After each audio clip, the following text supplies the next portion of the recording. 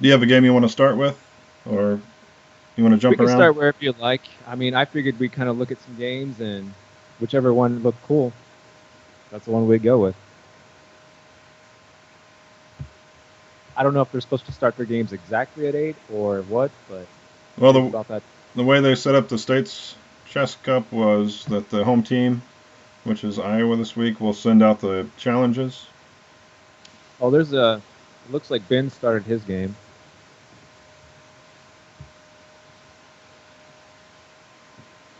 Yeah, until everybody gets their ratings going, this is going to be a little interesting, a Oh little yeah, deceiving. everybody's got provisional ratings, I guess. Yeah, 1,500. I've got Ben's game pulled up. Ooh, can you hear that? You can hear that, can't you? When I play the moves, or is that just my side? I think it's just on your side. I turned mine off so it wouldn't play the wood clanking move Good. sound. I should have done that. I didn't think about If you click on your name in the top right and then go down to sound, it should have adjustments you can make. that.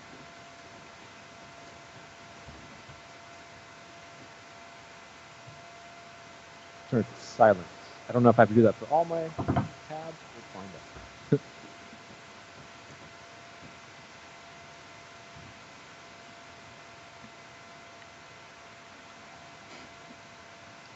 So in this game, Ben Boaz is playing Arshak Salim, whose rating is 2276. Cool. I think he's their top rated player. Looks like. And he got Ben. Is Ben the top rated? No, Isaiah Gadson and then Nathaniel Fast, Yeah, I thought he was lower than me. then Asish Panda, and then Ben Boaz. Oh, good, they fixed it. I was going to say I think they messed up the pairings because Asish Panda was supposed to have white in this game, Nice. and Oh, they're he going now. and he's playing Kushan Tiagi, who has a 2184 USCF. Cool. Yeah, we should see some fun chess tonight.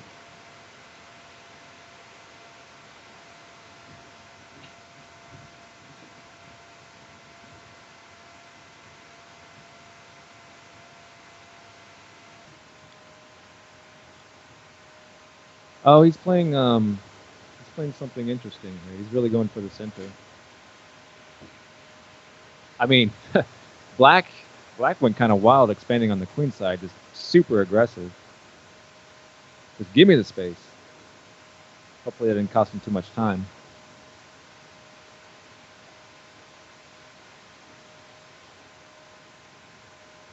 I don't think they put me in the right breakout room on Zoom. I think I'm still looking at the New York guys. Oh, really?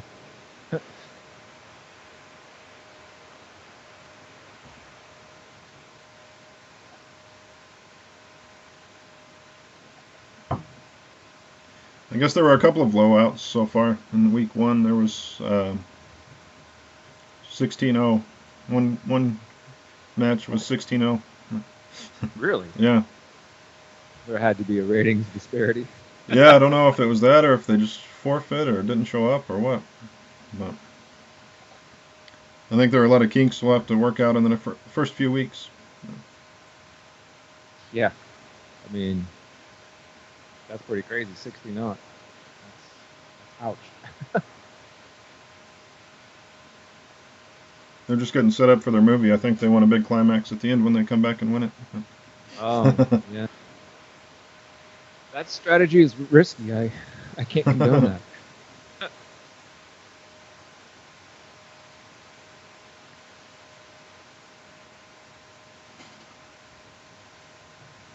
So, which game do you have up? I'm still on Asish Panda's game. He's got white.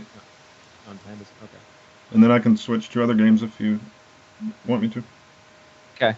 Well, there's only two that I have right now. I don't know if the other guys are going or if my computer's broken, but you open them up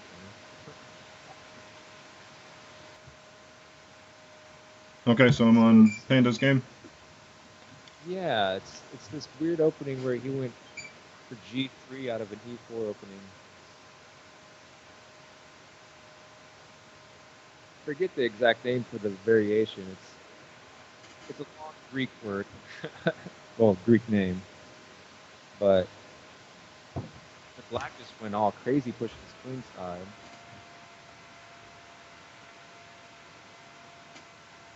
We traded bishops.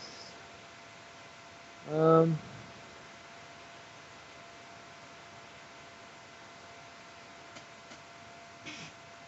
don't know.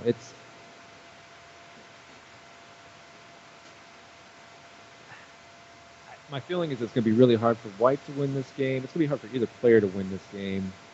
But, I mean, white has the pieces in the center, and black has a little bit of inside space.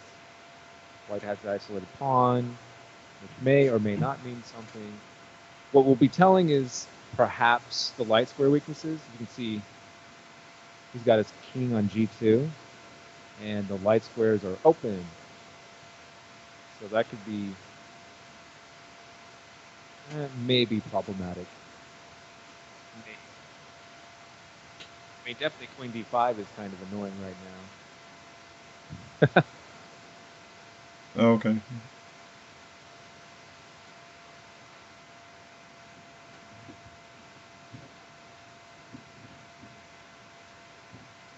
I bet the computer probably gives a slight edge to white, though. But positionally, I don't know. I don't like white's position. Just because we have the isolated pawn, we have the weak white squares. I would almost prefer black. Yeah, I prefer black. I mean, the d5 square, you can put his knight or his queen there. He's even really behind in development, I guess. Yeah, by one, but not really.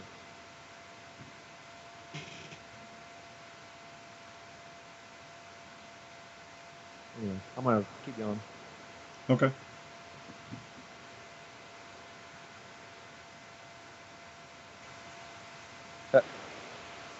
So Isaiah played this hyper modern thing that people might recognize from the SPAC Trojan way back when in the World Championship.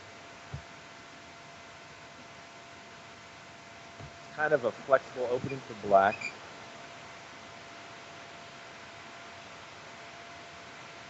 You got that one up, or I guess just let me know when you get them up. Yeah, I've got Isaiah's game up. If you can talk straight into the mic, it seems like it fades out when you lean away. But... Okay, I'll do my best. Okay.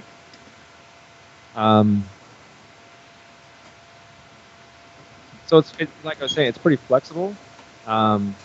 Black can do all sorts of stuff in this position. It's, white's main idea is just control the center. I mean, Isaiah just played g5, so he's hinting at perhaps going for a kingside attack. Maybe he'll try and get a rook either by castling to f8 or the other way around, which the other way is a lot slower, but he might do that and go queenside castling. That actually doesn't look like a horrible idea. The thing about this opening for black, it's just so flexible. Black can go kingside, queenside castle. He just kind of bounces off whatever white does. And all it cost him was a little bit of time getting those bishops out to their prime posts. So. Did you say Spassky used this? Oh yeah, Spassky played this Trojan in one of their matches.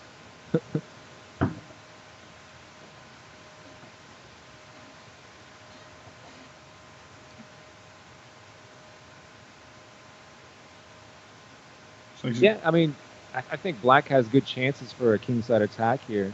My idea would definitely be to move the knight from d7 to f8 to g6, queen d7, and then queenside castle. That's kind of my immediate kind of, that makes sense to me.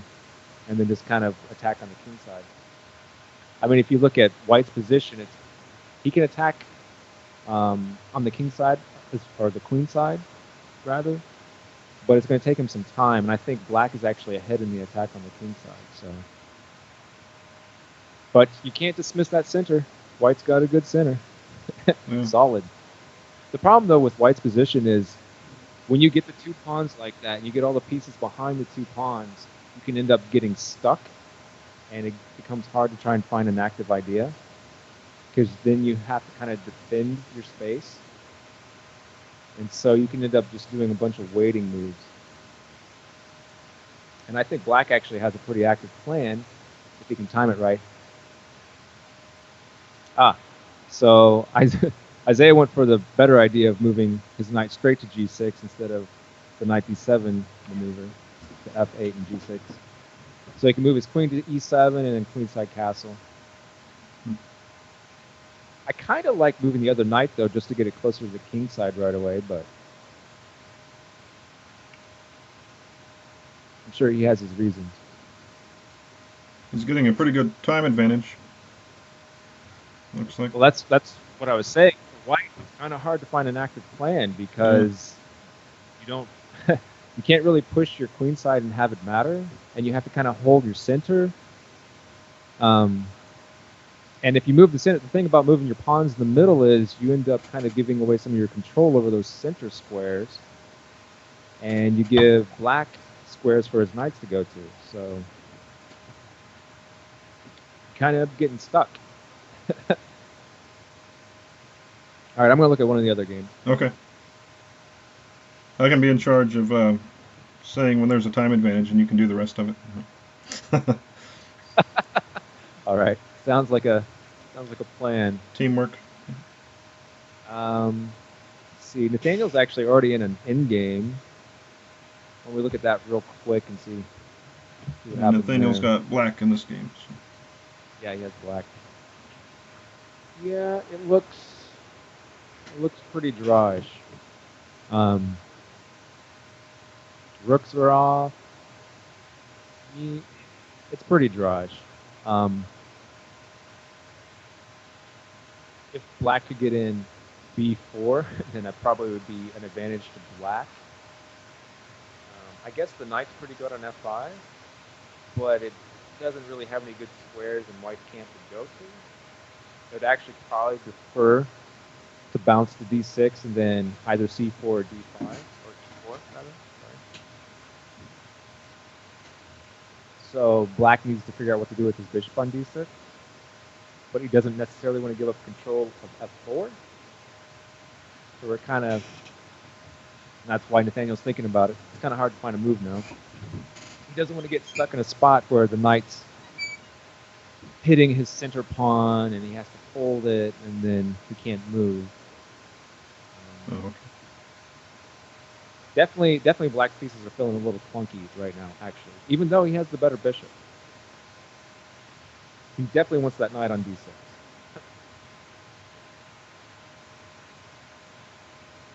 He wants both his pieces on d6. Yeah.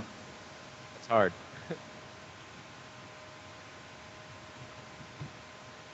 He's going to have to compromise. So probably the compromise is he's going to have to maneuver the knight around. Now, if so, he just played his king up to c6. If white played check on b4 with his knight, that'd be a mistake because he would take the knight off. The bishop would recapture, and then white would have an inferior bishop left over against a superior knight. That would be a mistake. So both the players are just going to try and improve their pawns a little, move their kings towards the center. They're going to slow play it. Right, I'm going to look at another one. Have any of the other games finished yet? Let me look. No, I see clocks ticking on all of them. Okay. I just need to record it so we can submit the results. Okay. Ben is down to 18 seconds. You might look at that game. Now they played a bunch of moves. Yep. Oh, well. And so There's either a 2-second delay or increment. I don't know. yeah, there's a 2-second. There's supposed to be a 2-second increment. Increment? Okay. Pretty sure it was 15-2. Uh-oh. There goes a knight. Uh-oh. And Ben resigned. Okay.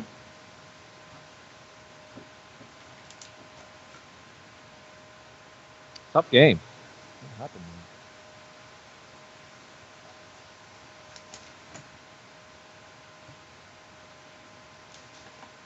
Yep, he just won a pawn on the queen side. Kind of the basic idea Black had, and White just really had nothing going on the king side. So tough.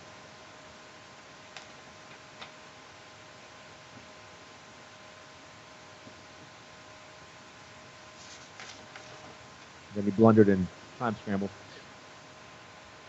Hard chess. Looks like you put up a good fight. There's about a 300-point USCF difference. So.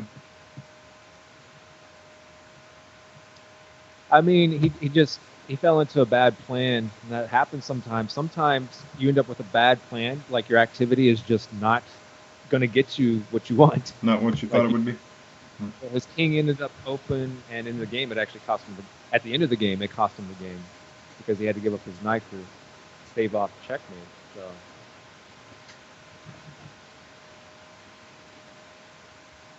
Hopefully he can bounce back. Okay, let's see. Have you got that screen captured or whatever you had to do? Yeah, I recorded it. The result. Okay. Isaiah's game, opponent's down to 48 seconds, and Isaiah has 3 minutes. Oh, okay. Cool. Looks like Isaiah opened up the king side by pushing his pawns, and he's got decent. Actually, has really good pressure with his last square bishop on c7. I like that bishop. White didn't like it, so he put e5. Of course, he had to give up some dark squares.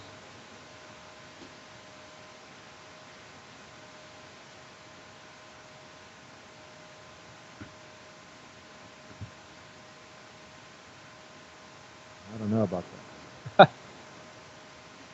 I don't know about that, man. About d5? Yeah. Goes back to what we were saying about the two pawns in the center. That against the hyper-modern opening that Isaiah had played, and eventually you got to push them. And when you push them, are they a strength? Are they a weakness?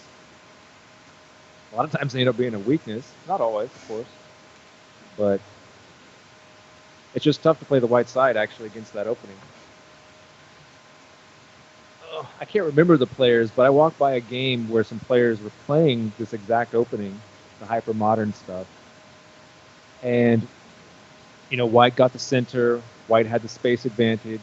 And then I walked back by the game later in the tournament, or later in the day, and Black had everything.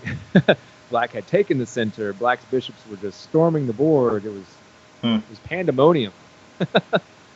So it's really hard to play the white side. It really is.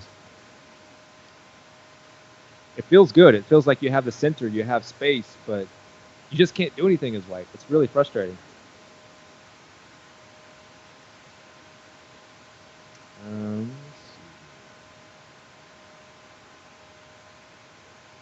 Oh, Panda's game is down to it. 3 seconds, 5 seconds. Uh-oh. Yeah. Ooh, baby. Oh, no. Panda lost. Okay. So like I was saying, we'll have to go back and look at that. Like I was saying, though, his rooks were just kind of useless, and it looks like White eventually got a breakthrough and got a pass pawn.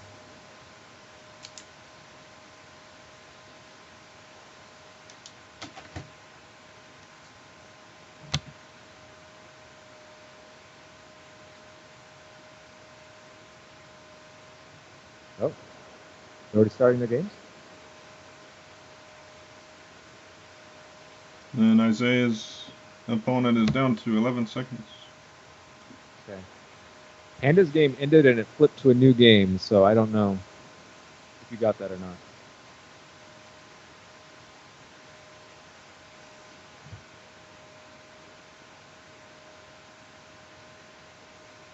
Were you able to record it or not? They should have. Okay. I don't know. They're supposed to have the option of a 10-minute break in between games. Oh, but they can just play if they want to. I guess, yeah. Okay, so you're playing little mini matches.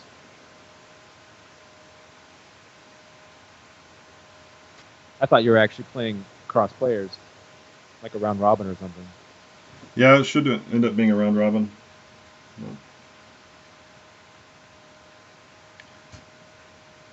What do you play, We're at the, black and white? we're at the same. Was it the? He was playing the same opponent. Looks like it. Oh no, I don't know what that is. His next opponent is supposed to be.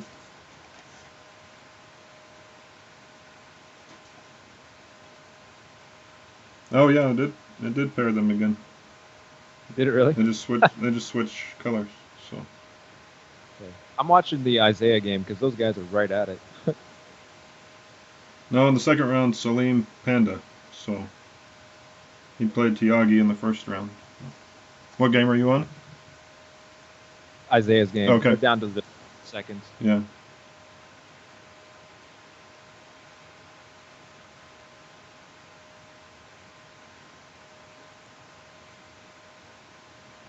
I think Ben Feingold said not to play forcing moves whenever it gets down to like this, so your opponent has to think of what to do.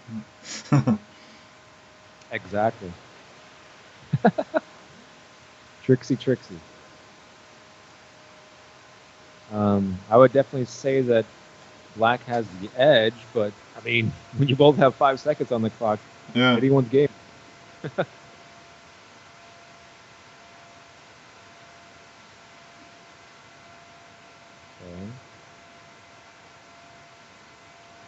Oh man, it's gonna be hard for black to win this actually.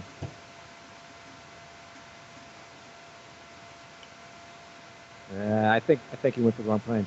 I think black or white should have put his bishop on c6 and then just always threatened back rank, checkmate. Now he's just got to kind of work his way. Oh, okay. Yeah, I think white's lost now. The moves are going to be easy enough for black that he's just gonna win. Well, I thought they would. Huh? Put my foot in my mouth.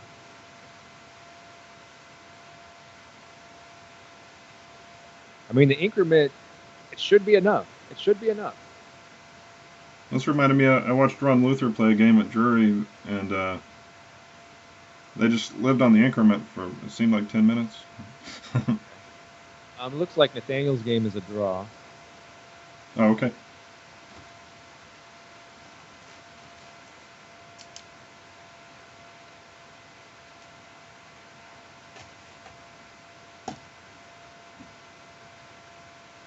Yeah, I mean, 2 seconds is a lot of time, really.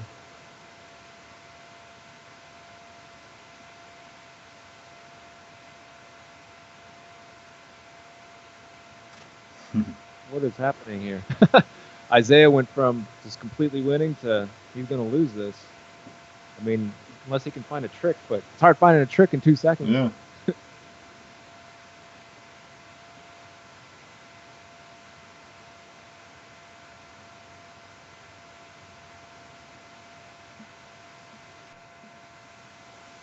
All right. So, okay. So there was a trick there. If there was the discovery, if white didn't move his king, it could have traded bishops, and it would end up being just a single pawn at the end of all the fireworks, and that would have been a draw. But white avoided it. This is probably a draw. Yeah, this is a draw. I can't believe this is a draw. That was crazy. I thought for sure black was winning the. Man, that's crazy. I should just opt for it. Now they're going to play it all the way out. All right. So it's a draw. Oh, wow. Nice. That's that's what happens, though, when you get down to a few seconds. You can't find the right moves. Be up 2 pawns, 3 pawns, and it's just not enough. Man, that was exciting. I didn't know what was going to happen to that game.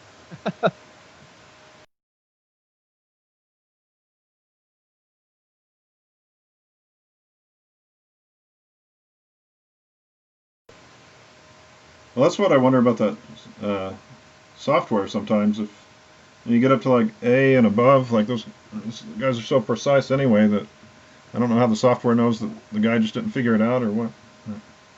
Well, I mean, if you ever look at like the strongest players games, like Magnus Carlsen games, there's blunders in those games. Yeah, like He doesn't play like a perfect game the whole game. Like he might have one in his collection of games that was just awesome. really, yeah. It's really rare. It's really rare. So if it comes back with 100%, then they know something's going on. I mean, unless if he's playing like 1500 player, then he's probably gonna play perfect against the 1500 player just because. Yeah, They're hard, but somebody who's like his same rating or 2800, no, he's gonna make mistakes just because he's trying to win. He's gonna play moves that are competitive and yeah. they're not gonna be perfect.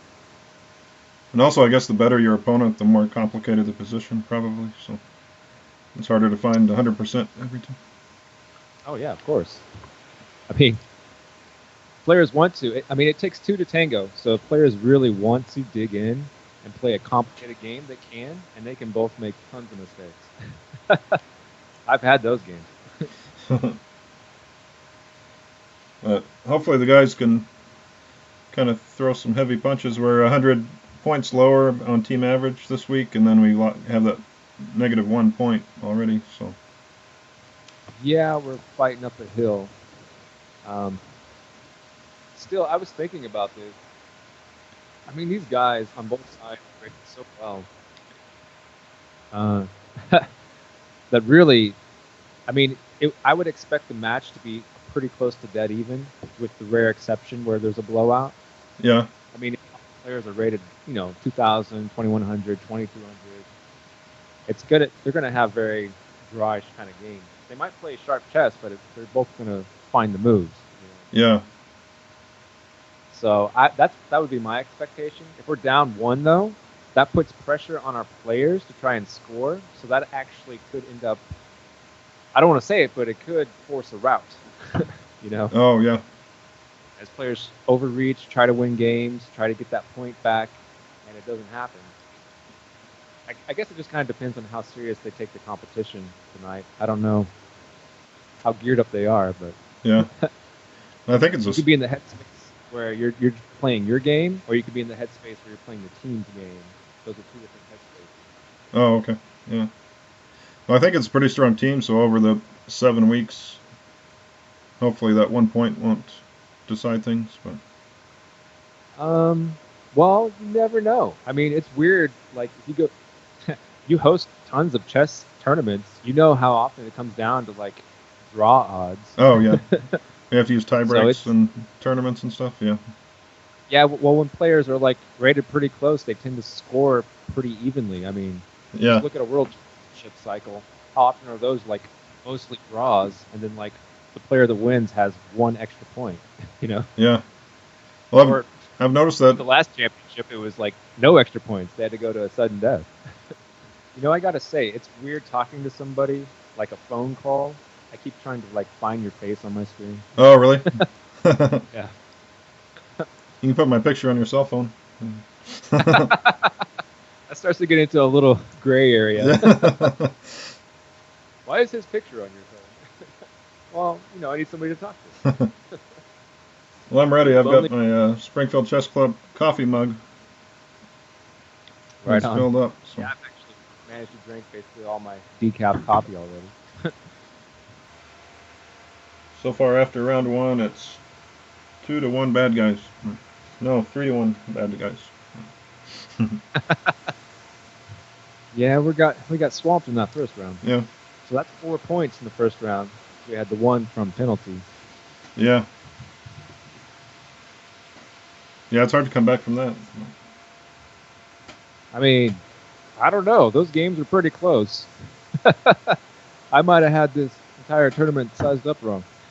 Might be just nothing precise games and landslides.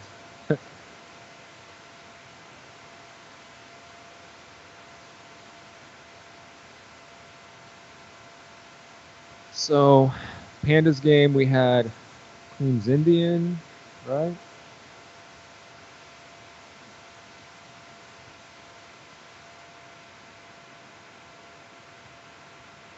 Yeah, and they played this They both fianchetto their bishops. And they traded on e4.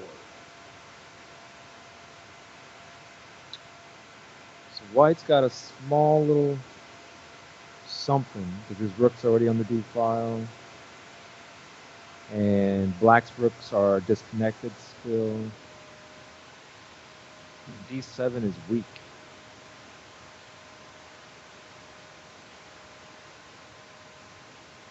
I don't think it's a big deal, though. I mean, after rook d8, I think he's pretty well covered. I think I actually prefer. He played his queen to c8. I think I preferred the queen on e8. He was probably thinking he'd move the bishop around to a6 or something. I don't really like that idea, but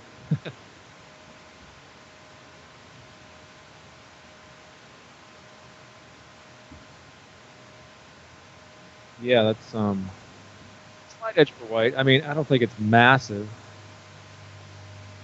With the bishops in a closed position, this is going to be interesting. They're both players are going to be looking for ways to get their bishops to breathe in some fresh air. Okay.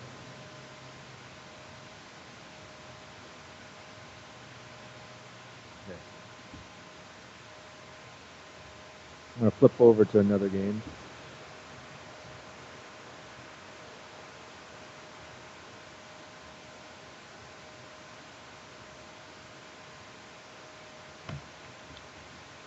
Yeah, he brought the rook over like you thought. Man. Rook d8. Did he? I mean, you kind of have to. What else are you going to do? Yeah. You can't just hand him d7 and the whole file. And he captured.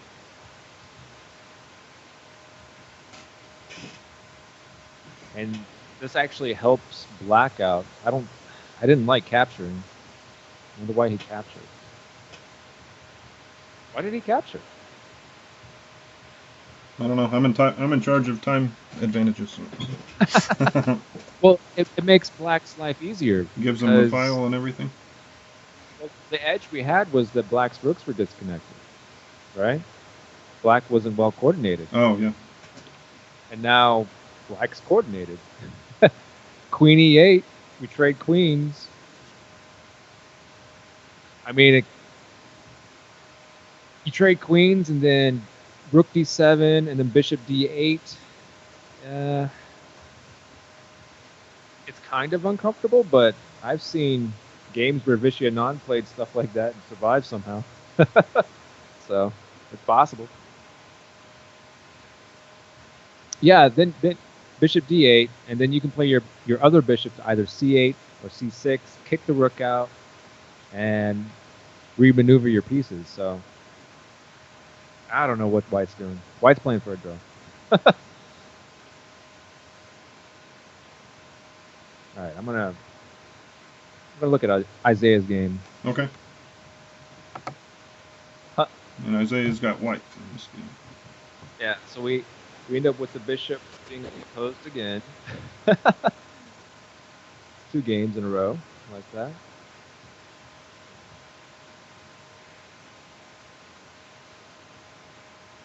What was it again? The 2 fianchetto bishops? Yeah. Oh, okay. I didn't pay attention what opening was. It's just we're going for the fianchetto lines. So we're going for Catalan lines. It's kind of the feel right now, apparently.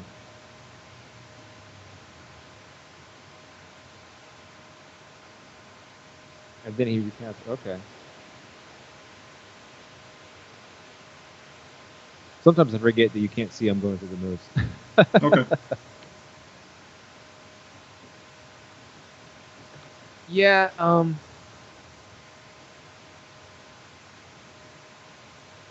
playable for both sides. Ideas, just kind of normal ideas for white. Try to get his knight into e5. I mean, a3 and b4 would be nice if we can just do it without it costing us anything. But after a3, the knight bounces to d5, attacking f4, the bishop on f4. And You probably want to keep that bishop for right now.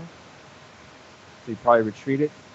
And then a5. So like you play your bishop back to d2, then a5, and you don't really win b4. And black's just waiting for the right moment to play c5, which is probably going to come really quick. And after c5, black has no problems. And this kind of opening, white is always trying to pin down the c pawn, always trying to keep it on c7 as a weakness. And if black gets in c5 and frees his game, then black's just equalized. It's usually the rule of thumb. All right, I'm gonna keep looking.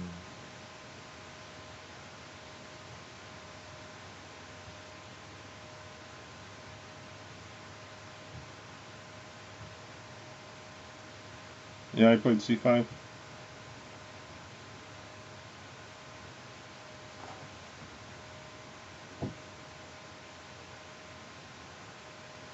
Yeah, I mean, if you can, as black, you're supposed to just do it if you can do it.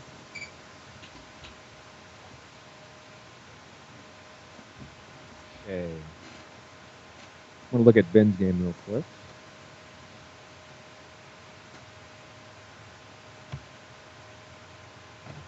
Lots of queen pawn games tonight. No e4 plays.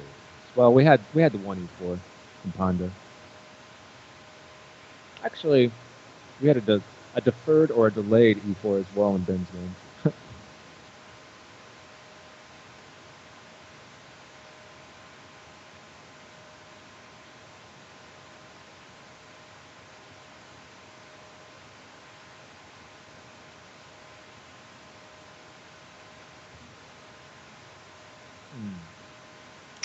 C5, huh?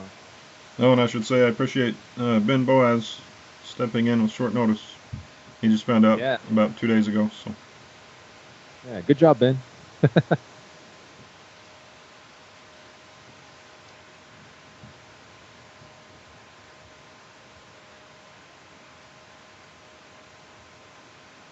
C5, huh? C5 is really double-edged. We get D6, but we give up D5 and E4 forever. We don't really have a piece that can get to D6 yet. I don't like C5. I don't like C5.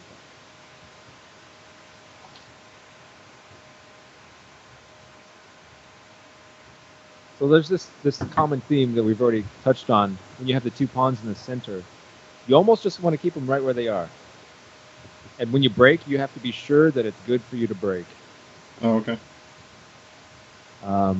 C5 right now, Queen C7. The knight comes to D5, yeah. But we've got D5 for our knight. And I guess he can get to D6. Unless black plays B5. I don't know if black wants to do that or not. I mean, the problem, though, for white is his D pawn is on D4. It is not leaving D4 unless, a piece captures it. What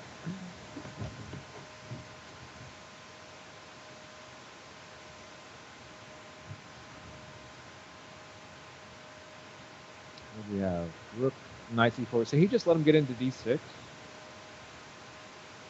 Really?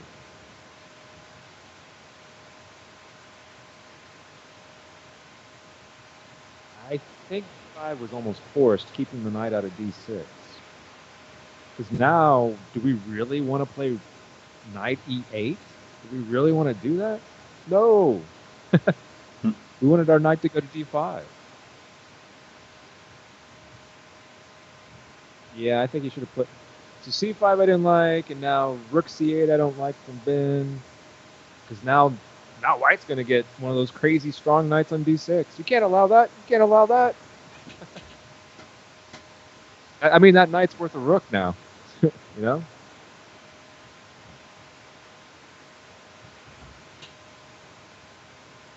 C5 from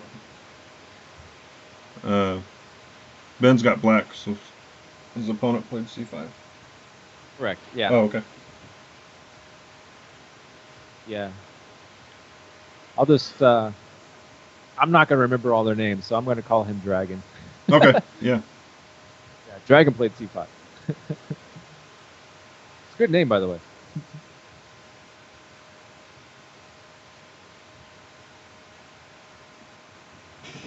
Yeah, that's gonna be a tough position. The knight comes to d6, and the knight comes to d6, and it's just like painful. I mean, white can play b4. He can hold all of his points easily. Oh.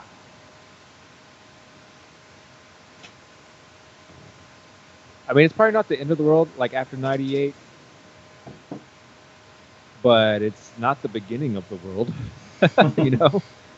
It cuts communication between our rooks. Like, we really want that rook on f8 over to d8, and then 98. Okay, not the end of the world. Now he plays b5. So now he says, all right, got to do it. And, of course, white just plays knight d6. I mean, you don't waste any time here. Where else would you play? Yeah, there's nothing to think about. Knight d6. All right, I'm going to look at another game, if we have another game going. Have we looked at Panda's game yet? I don't think we've looked at his yet. Panda is already in an endgame. Okay.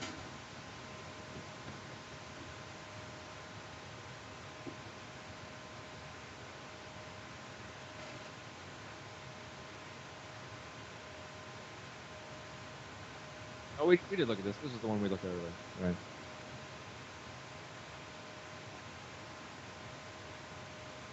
Ah, it went a little different. So he didn't trade queens. He played to d7. This is move 16 I'm talking about. Tact whiz. Didn't trade queens. Queen d7. And then Panda traded. Bishop d8. Have to. Kick the rook. Ah, he captured with the bishop.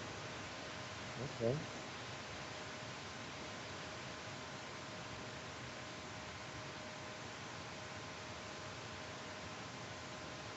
Yeah, I think capturing with the pawn is better than capturing with the bishop.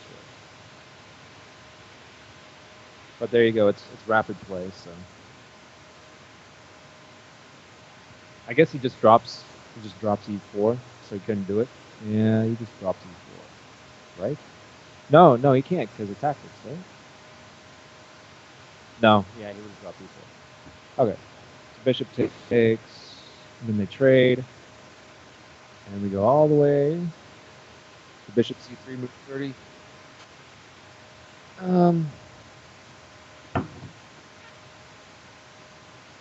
But white's got an edge.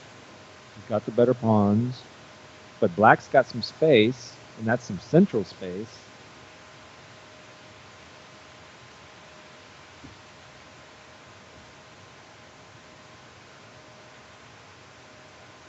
Problem is, though, black is stuck.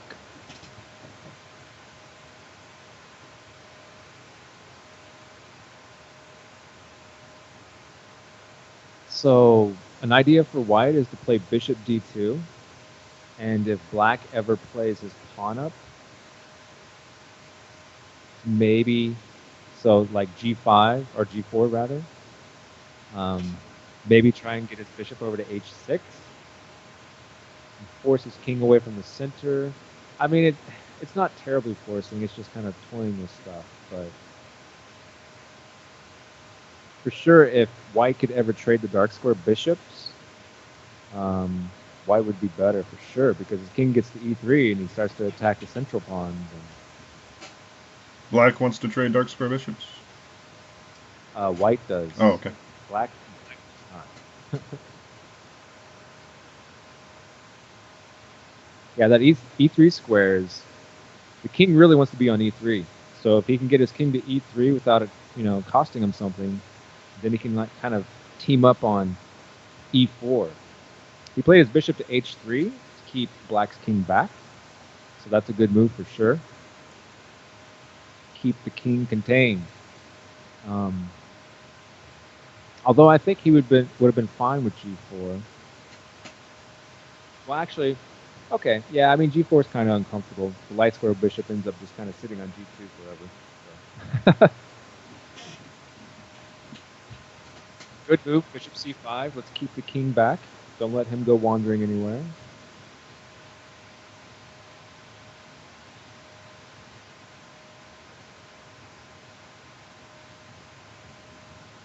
Yeah, white has an edge, but it's.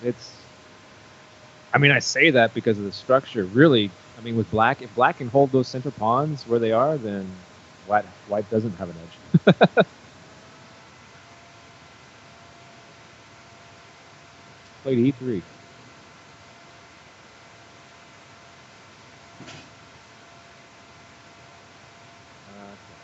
I think after e3, it becomes hard to win this for white. You really wanted that avenue to move your pieces on.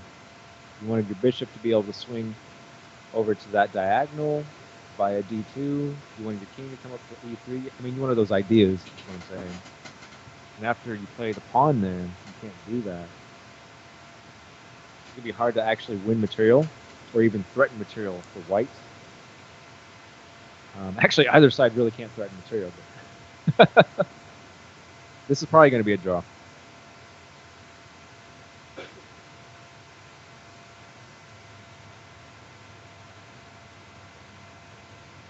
Is Nathaniel playing? Let me see. Yeah, looks like he's got a huge time advantage. Oh, he is playing. Okay. Look at that real quick. He's playing Anish Lode, who's a 2092. That's a huge time advantage. Yeah.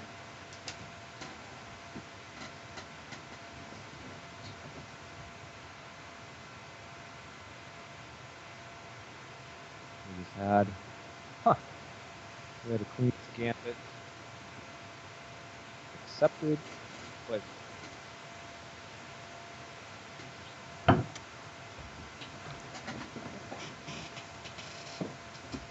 had early bishop g5.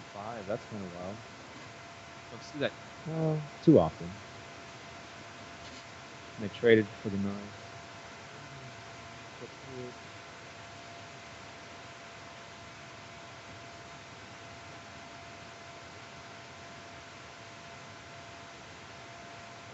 And we got a pass pawn. I mean, white's for choice. They both have passed pawns, but white's is a little farther up the board. And c5 to me feels kind of weak. Maybe it isn't, but it feels a little weak. You get a rook to the b file as white. It's kind of uncomfortable.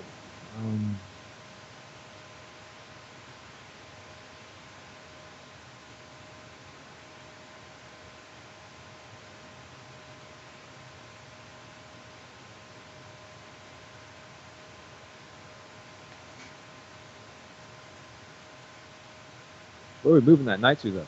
Where's that knight go, Adam? It's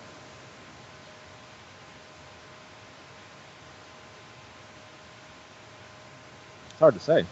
We go to d2, we drop our d pawn.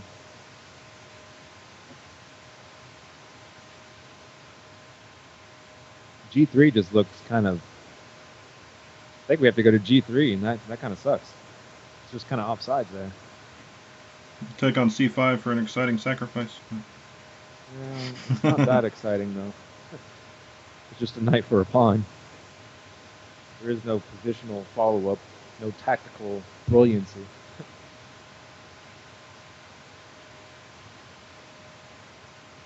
Yeah, f5 was a good move. So knight g3, and then... Can he play d6? I don't know. We don't really want to give up our pawn, though. You know, like if they just trade pieces, Yeah. we just lose the pawn. And black will have to pass c pawn and be up a pawn. That's way too much.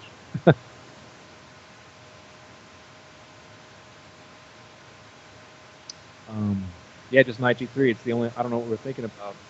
We gotta play it.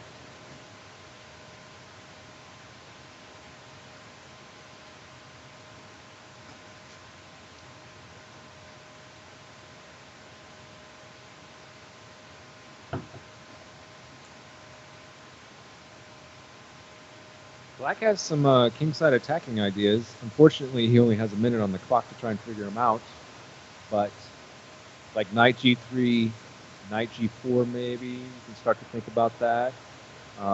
Maybe you play your bishop to d6 and make way for your bishop. Oh, you're just going to give up the pawn.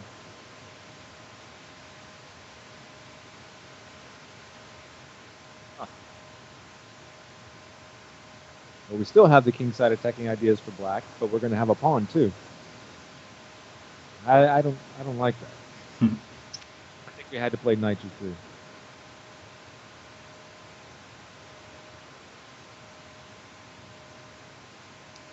I think Nathaniel's. I don't know what he's going for. He can trade knight for bishop, but he gave up a good pawn for it. Ah, that was his idea. He wants to play his bishop to f3 and skewer the queen and rook.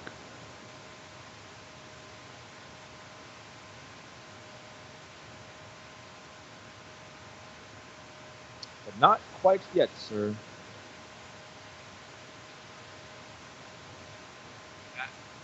I think black is just up a pawn.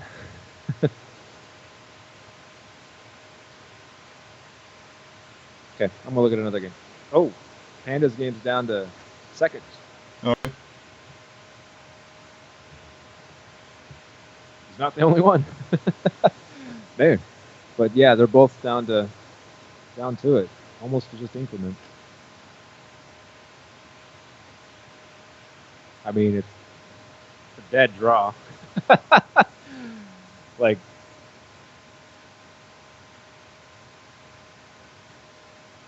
it's a dead draw, so it's not that exciting. Unless the clock decides, I guess. I mean, they have 2-second increment. They just have to go back and forth. It's really difficult to make a colossal blunder here.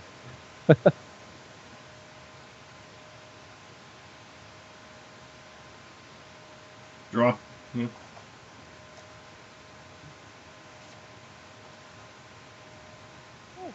Ben's down to 45 seconds.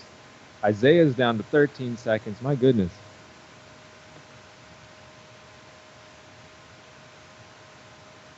I'm going to look at Isaiah's game. Okay.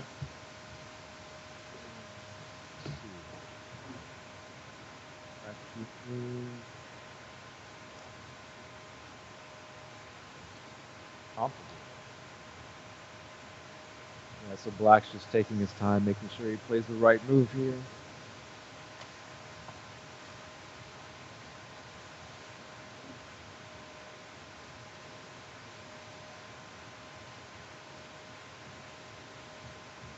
I mean, bishop takes looks pretty good to me. I guess not to him.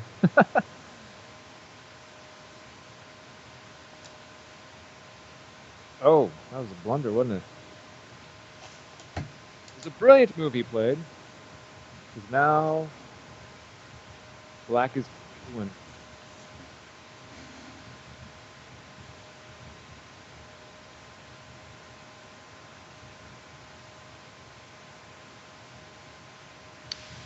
Yep. We should see Isaiah will play. I don't know if he'll time out or resign. One of those two is coming.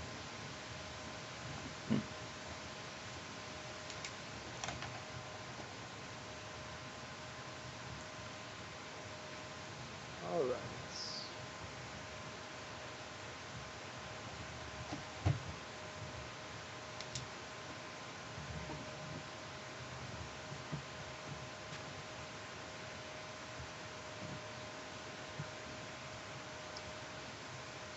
And Ben's down the exchange. He's trying to hold f7. His knight can't do a lot. Kind of tickles the rooks, but it really can't do much.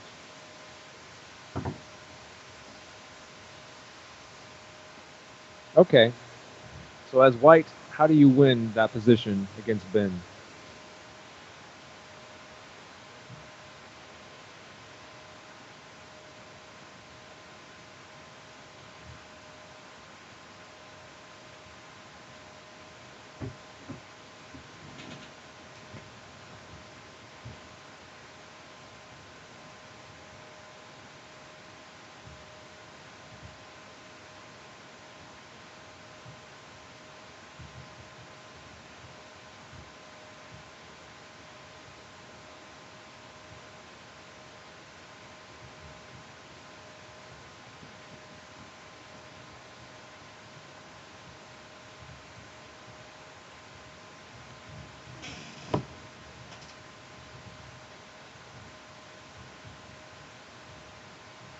I think one of the main ideas is going to be to push the king side pawns for white. Eventually. Maybe he's just trying to time him out. That's all he's doing. Yeah, Ben resigned because he lost f7.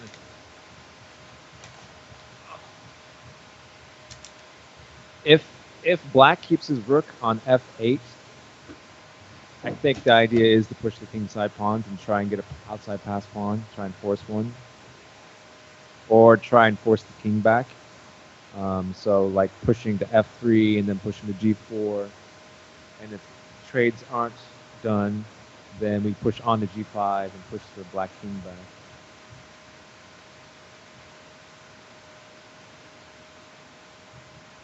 You just take more space and get it to where you're suffocating black, and black has to eventually give up a piece just because he runs out of stuff to do. That would be my idea. Anyway, we lost on time. Well, pretty much. Looks like Nathaniel still has a time advantage on his game. Oh yeah, 4 seconds to almost 2 minutes. That's plenty of time to win a game. I don't know what happened here. I mean, black is still up a pawn, but the c pawn didn't go anywhere. And as we all know, passed pawns must be pushed. Yeah.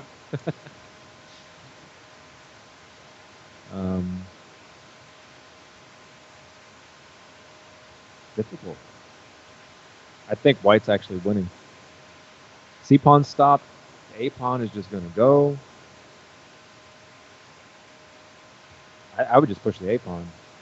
That would be what I would do. I am not rated as high as these guys.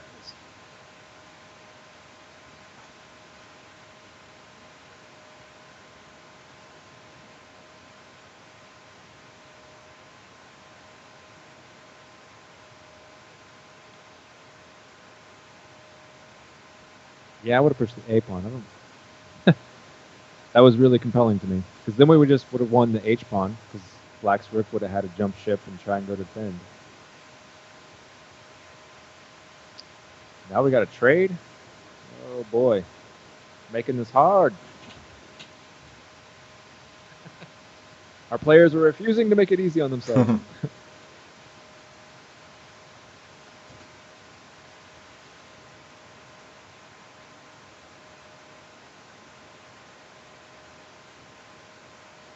The crowd wants A5, A5, A5, sacking the knight. It's actually really close to winning. It might be winning. Well, actually, I think both sides will get a queen. So probably not.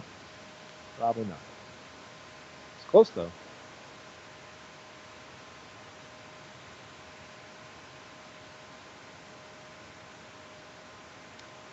Here she comes. So the question is, can white take the H pawn, or is that just going to be a waste of time? It feels like white cannot.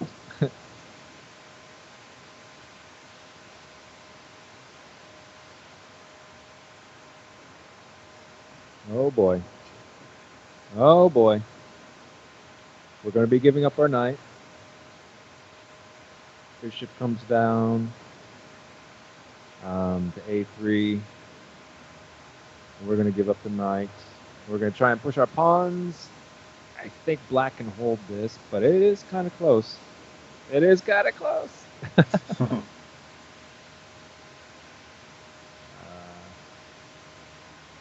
Yeah.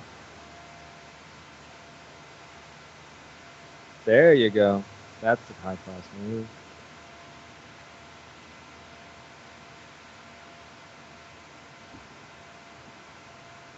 Yeah. Oh boy. Oh boy. Then we start pushing the A-pawn. I think white won. I think white's winning. Push the A-pawn, push the A-pawn, push the A-pawn. There you go. Uh-oh. Uh-oh. I didn't account for that one.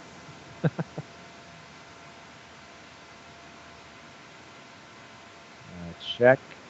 Nope, white's winning. Bishop to D6 was a blunder. Oh. And it's just a mop up now.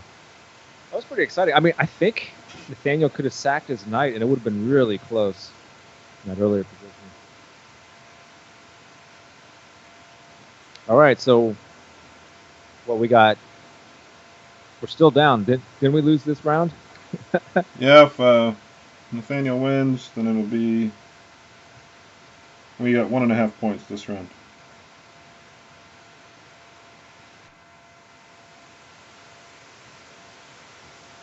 Versus 2.5 for the bad guys.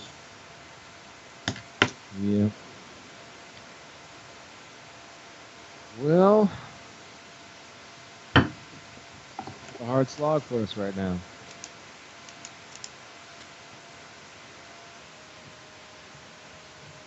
How's your game going? And we're in round 3. Nathaniel Fast has black against Celine. Gadson has black against Tiagi. Boaz has white against Takashi. And Panda has white against Load.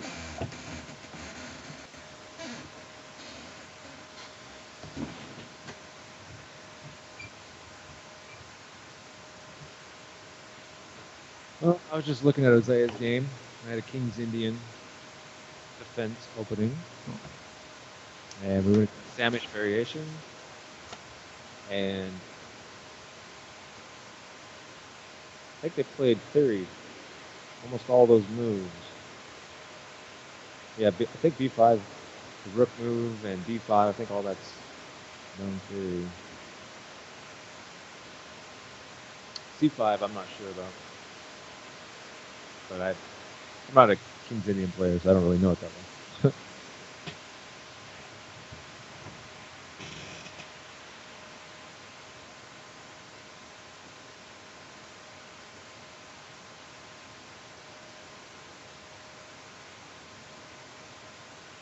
Looks like the white has played to put the kibosh on black's queenside efforts. And it's like, I'm just going to own all of the board. If my math is right, Missouri has 2.5 points and Iowa has 5.5. How many points? Oh, they had 3 points in the first round. Yeah. So they actually have 6.5 because of the penalty point. Right, yeah. Can't forget that penalty point. No. Just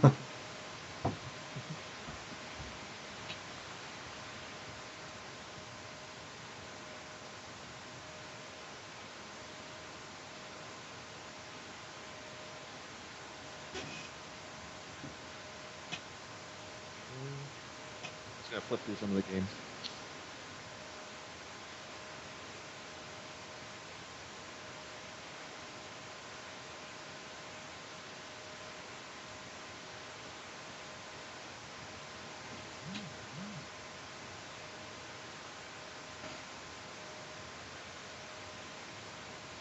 And then next week, Ken Jones said he can play, so he'll be on next week's team.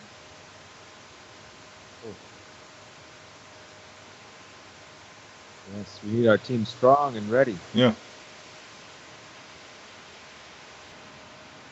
Oh-ho! It's a Dutch. Nice. You got to win, you play the Dutch. I'll stand by that. You'll probably lose. But if you got to win, you play the Dutch.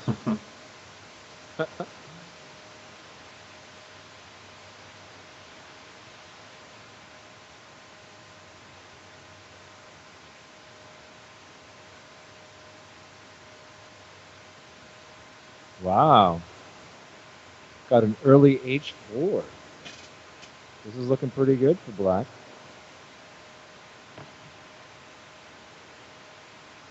There is a downside. I mean, that E pawn for white is going to be a good pawn eventually. But if you get checkmated, black doesn't care about that E pawn.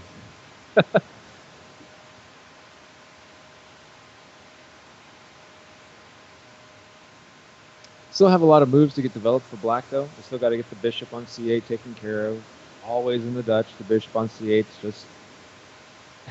it's the piece that... it's the red-headed stepchild of all the pieces.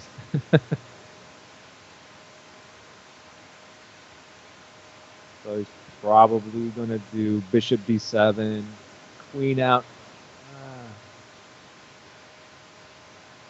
Queen c7 is okay, but she kind of doesn't want to go that way. But maybe we'll castle queenside for black.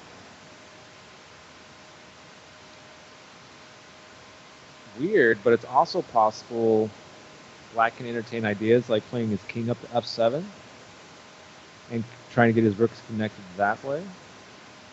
Although I think queenside castle is probably better. Feels better.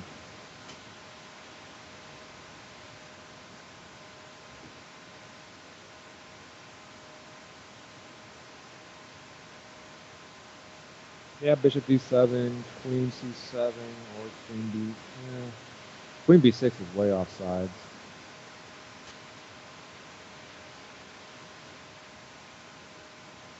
It does come with a threat, though. Maybe.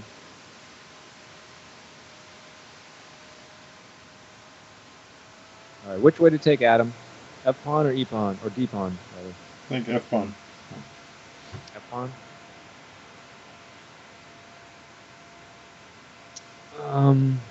But on the classical Dutch lines that I studied from...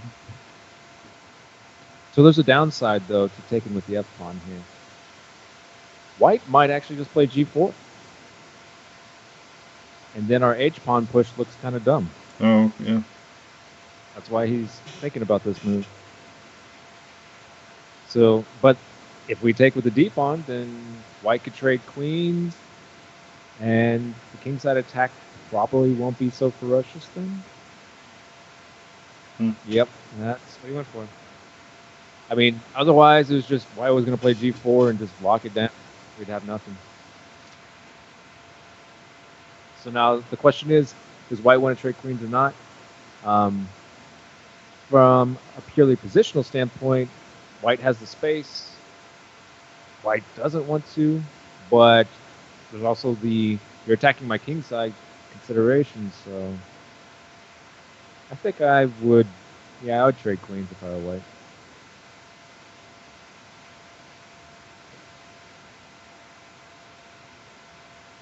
All right, I'm gonna look at another game. This is so fun. I just keep flipping through all these awesome games.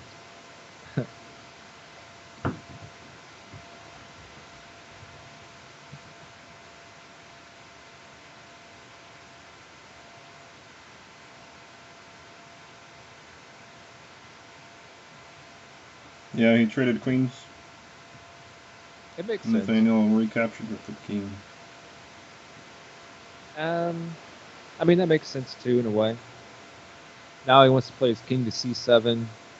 And then actually he'll probably want to play like b6 and move the bishop out that way. So the b7 or a6, and then connect his rooks. Problem is on d7 his bishop just isn't doing a lot. I don't know, he might consider c5 too. I'm trying to get his bishop to c6, but it's it's still not doing a lot there, so. Oh, look at that. White played g4 anyway.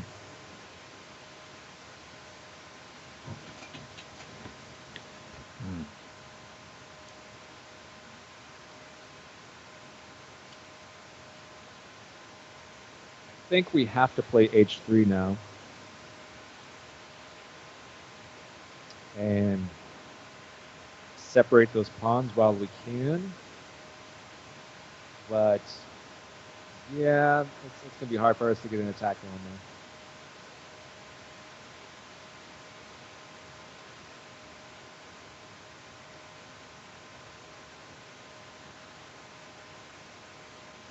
there. Ooh, nice. Oh, he played H3. Just got to.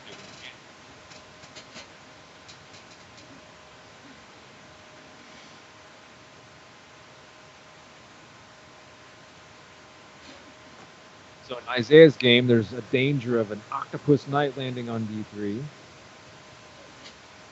Isaiah? Yeah.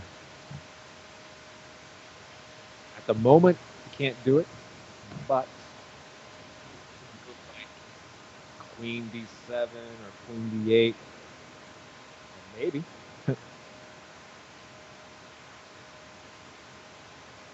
Allowing white to take on C4 and put her pawn on C4. Oh, trade it off. He must not have liked it.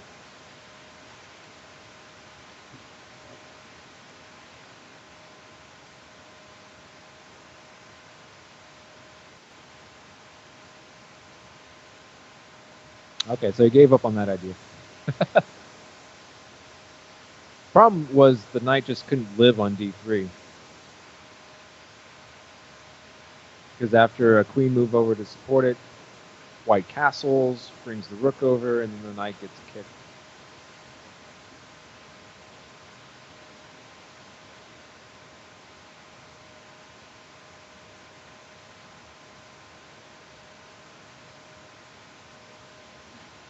We're seeing a lot of solid chess out of these guys, that's for sure. Until we get down to the final seconds.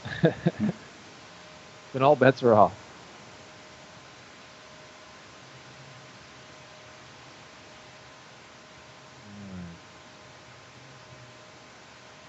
Ooh, let's take a look at Ben's game. Okay. Here.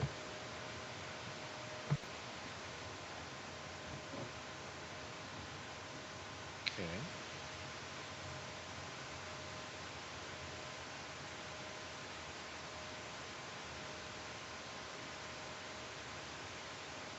Actually, I guess Ben's game was not London from the opening. It just ended up in that position. At least it wasn't main line. Bishop F5. Oh, I don't like that move. So what Ben was worried about was obviously black pushing the e-pawn. But if you're going to play the bishop, play it one more square to e6. And we don't really want to trade bishops. That's why I'm saying that. At least not yet.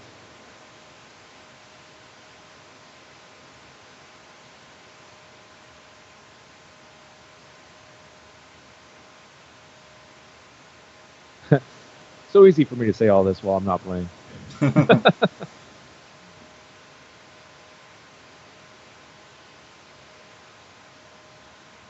Yeah, I think I would have preferred bishop g6 or even throwing in the check on h7.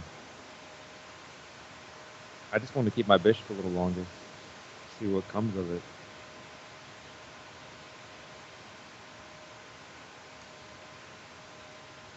Yeah, like bishop h7. Can we capture?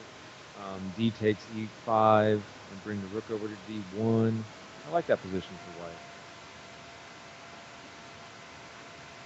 Although the bishop gets trapped, doesn't it? It gets trapped. I guess we can't do that.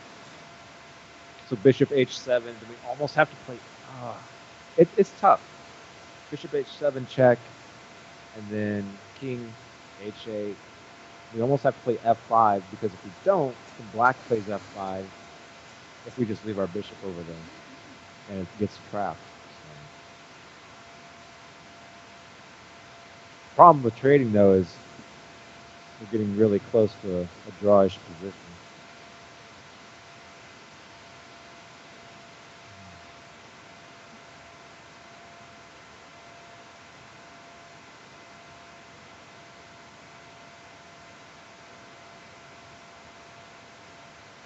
Wow.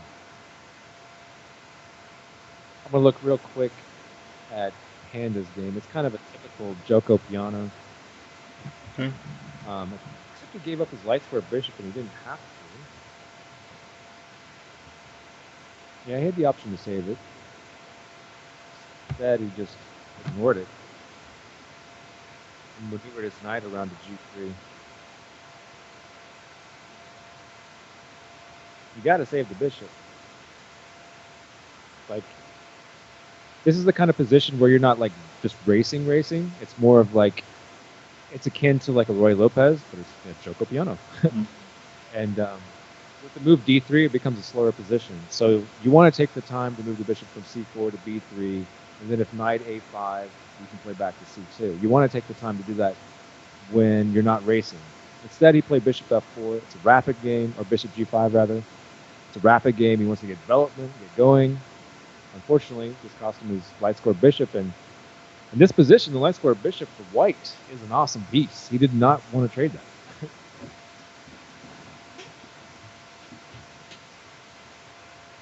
Especially for that knight.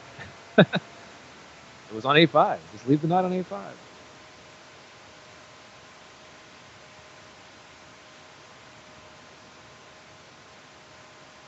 Man, what is going on?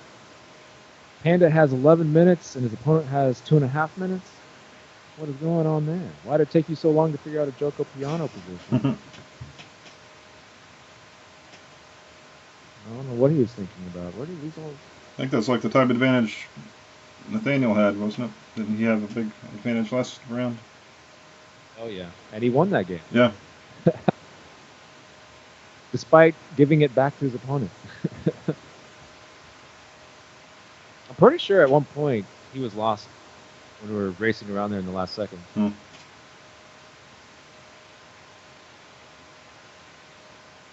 Anyway, so that's the Joko Piano. It's King H7. It's kind of slow, and now the bishop looks a little silly. Like after H6,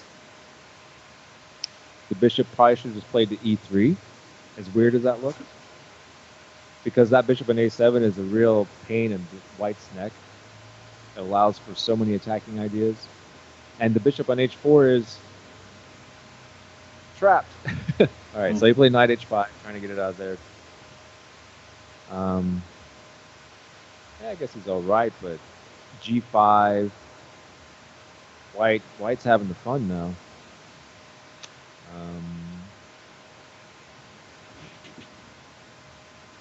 I guess he was all right with bishop H4. I didn't like it, but tactically he's okay. If G5, knight takes G5, does that work? It works because we can then take back on H5. So G5, knight takes on G5. And then if knight takes on H5, then queen takes H5. And we should be okay after the complications clear, which is not many complications, but now you just have to take the knight. But the question is, with the knight or with the bishop, which way do we capture his white? Or is it still not forced? No, that's forced. G5 is kind of a pain in the butt now. Actually, you know what I like? I like bishop captures, and then G takes on F6, and then we actually move the knight back to try, or actually move the other knight, well, maybe both our knights, and try and get one on F5, where it just dominates black's king side, and that looks pretty good to me. I like that idea. You like to quote Ben Feingold, knife F5. Oh, yeah, I know that one.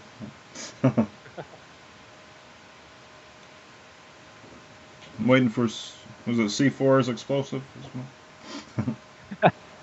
Yeah, we probably missed a couple of those. Never play F3, I think is one of them. Yeah, I ignore most of his other rules. Actually, I ignore basically all of his rules. Probably to my chagrin.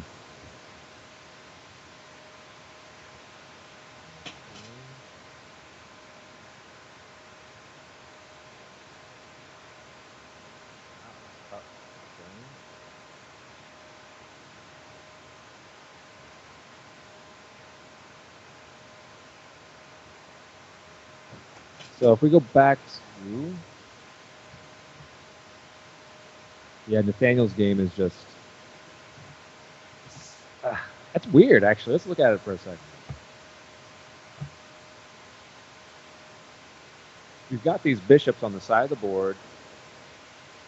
White's king is trapped on e2.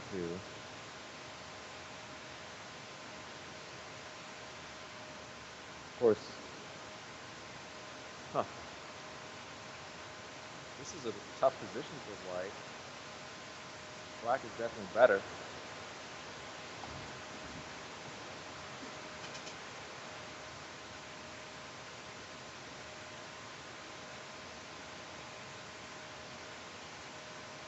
Maybe we just have to play our bishop back to e1. Neutralize some of that dark square control around our king.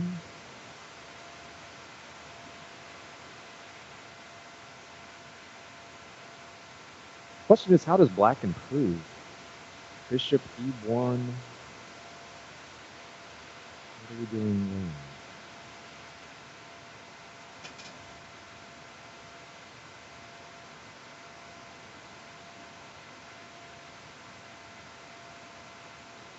Okay, so here's an idea. Bishop, okay, bishop e1, bishop takes bishop, rook takes, and then we take on f3 with the pawn or the bishop, and then bishop takes, pawn takes.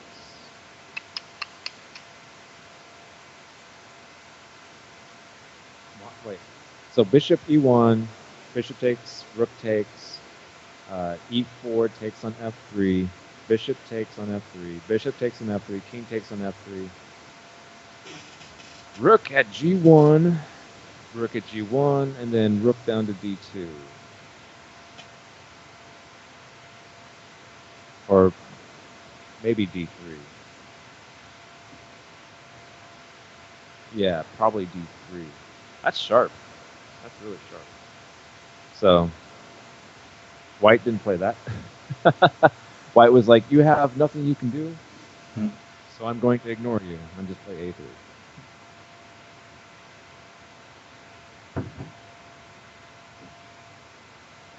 That's probably good for them, actually. A3, try and get some queenside action going, maybe. White's in an uncomfortable spot, though. I mean, actually, you know what? You know what's going to be cool about this game? I think Nathaniel's going to try and play for Zugzwang. White's just going to run out of moves. And then eventually he'll have to play a piece he doesn't want to play somewhere. And maybe it'll cost something. At least it's an idea. It's really close. I mean, there's all sorts of moves that can happen, but they might just end up being not great moves. I'll be one to keep an eye on. Oh, Ben's down to 20 seconds.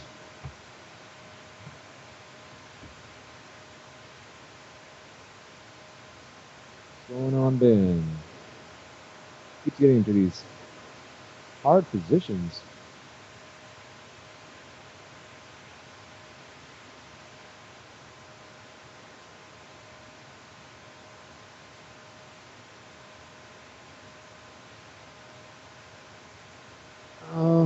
So a6, just ignoring white, threatening the d-pawn. That looks pretty reasonable to me.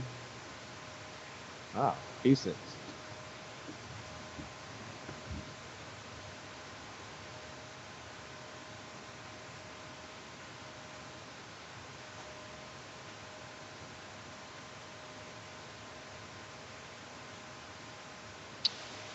Okay. I actually preferred maybe queen d3. And trading for the rooks would have been great. Like, we would happily take the rooks for the queen as white, even at the cost of a pawn. Now we just give up a pawn, right? Isn't black just take on d4? Either rook? Well, rook on c4.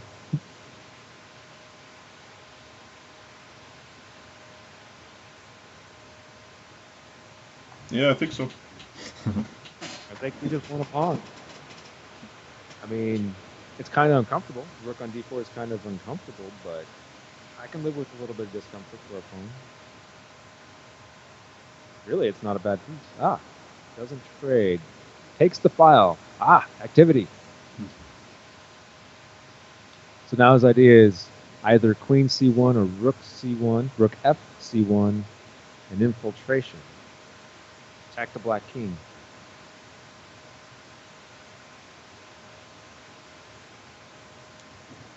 Seems kind of desperate. I think the king's pretty safe on h7 for black.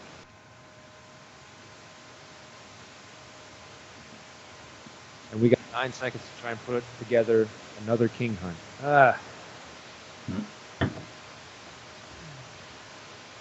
And it's kind of an outside shot.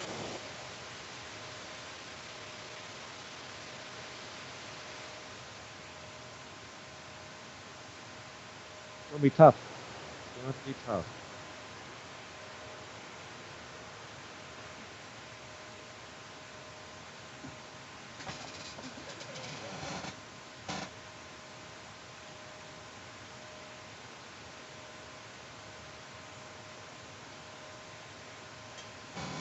This is why I prefer d6 though, because on we're on a6 instead of b6, we could actually just slide our rook over to defend the b pawn, so that when white plays his rook down to c7, he doesn't win a pawn.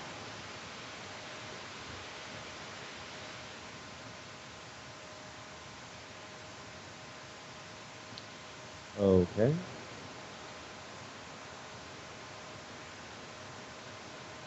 What happens after f5? Or even rook d2. I think f5 is to the point. But...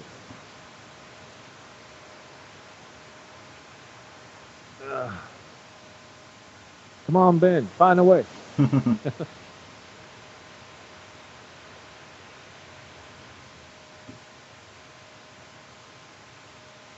I think black's getting to white's king first. Rook, yeah, or queen check. Oh, oh. Rook d1. What happens after rook d1? Rook d1. That's just winning.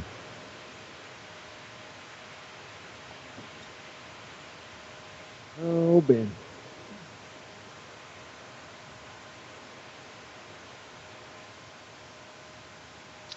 Why would you even play it? Okay. All right.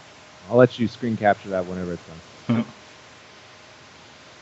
Oh, what happened here? Panda's game is over. Looks like he won. Oh, great. Okay.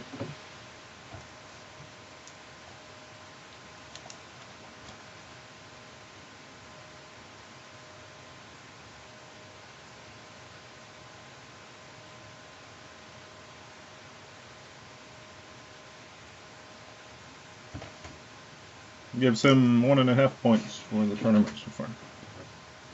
Nice.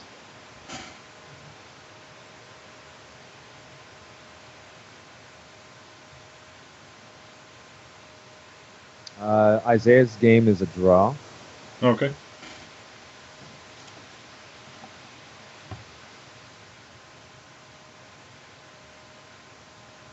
And Ben just ran out of time.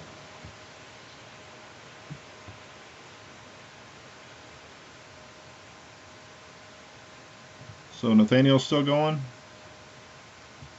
Daniel's still going. All right. Got a little time edge. Looks like they're trading pieces now.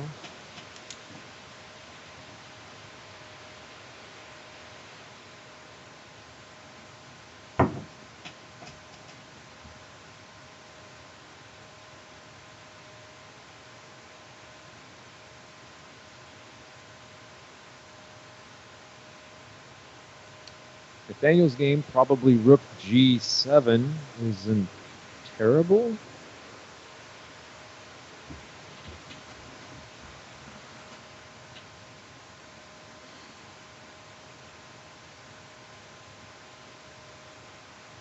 We probably play king d8. Well, king d8 could be problematic. I don't know. Maybe not.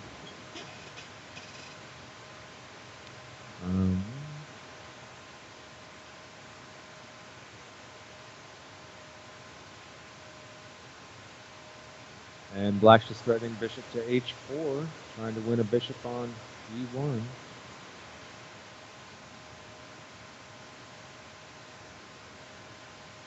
that's checkmate, so that's pretty powerful.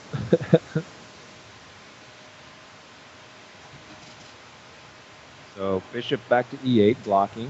No? Just going to play back and forth for a second. Always repeat. There's a rule.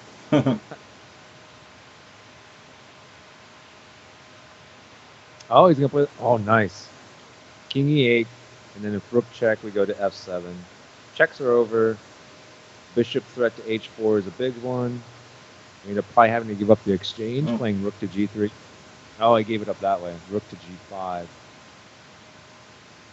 I thought he had it on time for a second. Really close.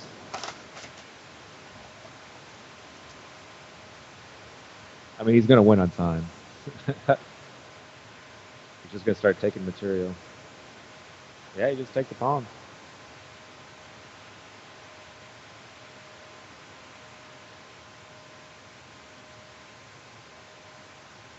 King steps up, then we have tactics probably. All right. That was it. Wow, I didn't realize so many would lose on time. It's kind of crazy. So Nathaniel Fast has 2.5 points. Nice. Solid showing from Nathaniel.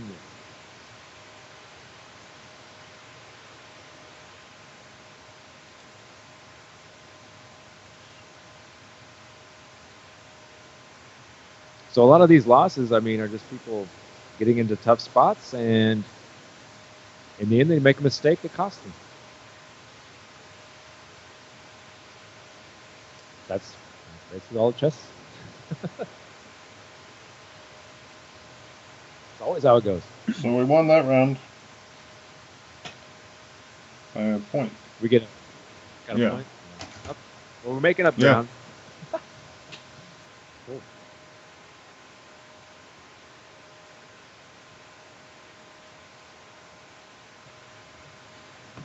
All right, so we're in the final round. Gadson has white against Salim.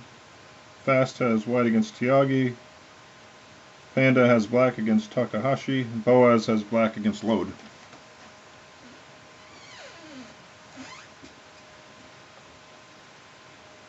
I think it's 5 to 7 bad guys right now. You know, that's still pretty close. Yeah. I mean, not counting. Anything could happen. Right? Not counting the 1 point. Oh, not counting. Oh, 3 points. Yeah. That's less close. Less close.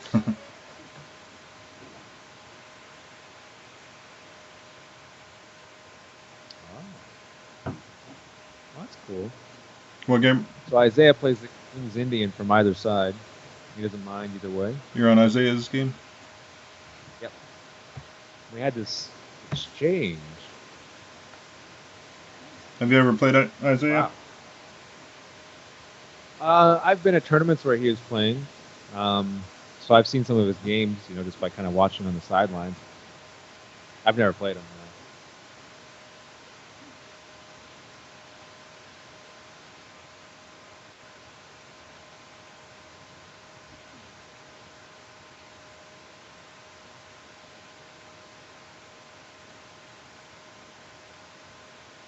That's interesting. Opting for the exchange. Looks like Isaiah was just going for a slide edge, and he's got it.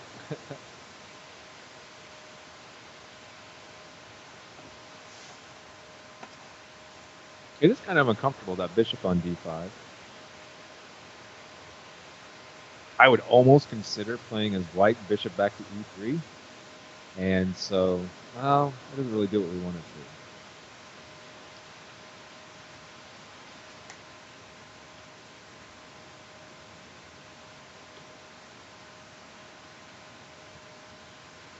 to. All right, I think Isaiah's idea with knight d2 is Probably knight c4, knight e3, something like that, or knight c4, knight d6. Knight d6 is actually a pretty good threat. Black would have to respond to that.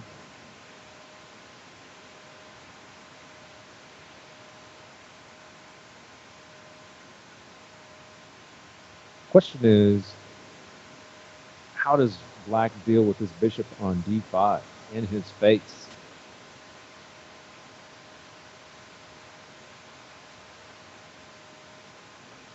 Knight b6, knight f6.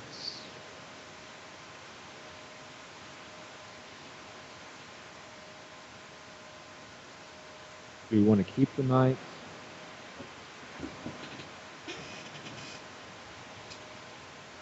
I kind of like knight f6, and then he'll probably drop the bishop back.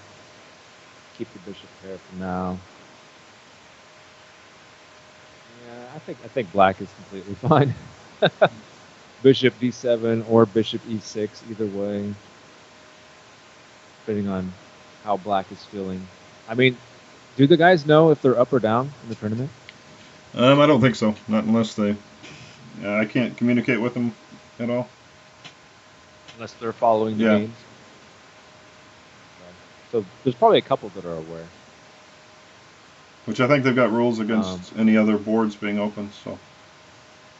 Oh, really? You can't look at any other boards? Yeah, I don't think so.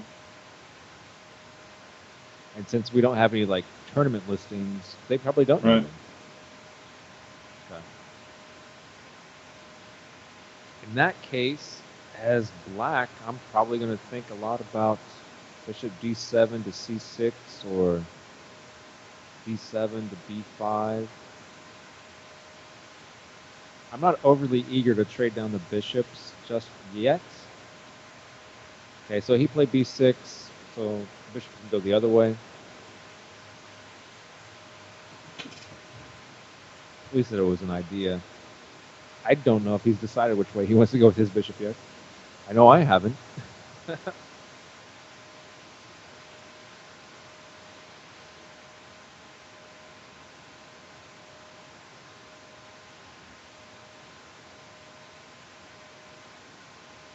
So this position's all about the central squares, d4 and d5. And White's going to try and get a piece back on d5. Black is basically having to contest that. He doesn't really have time to get a piece around unless something goes wrong to d4.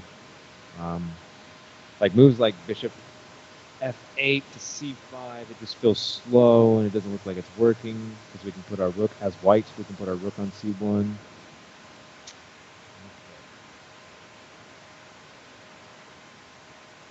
So he's looking at other squares now. He's looking at d3. Black's looking at d3 and e2. White's going to try and get a piece on d5 at some point if he can. That's the general strategy there.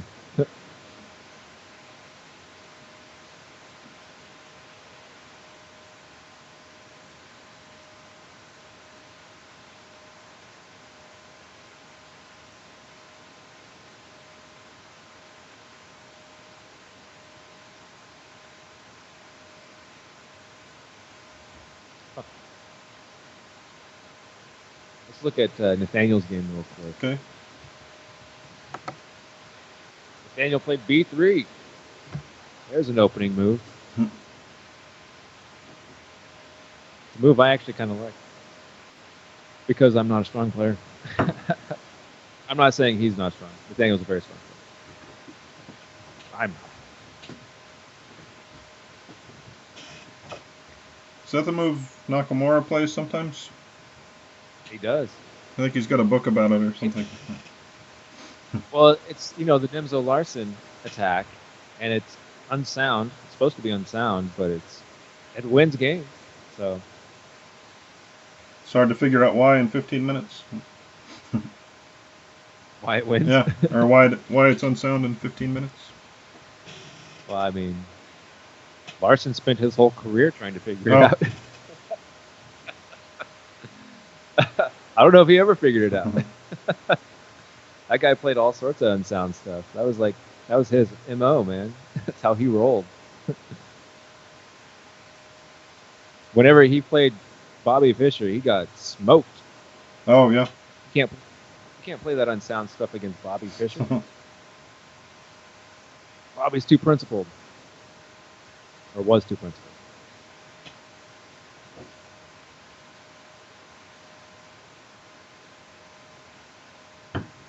So purely positional. We traded down.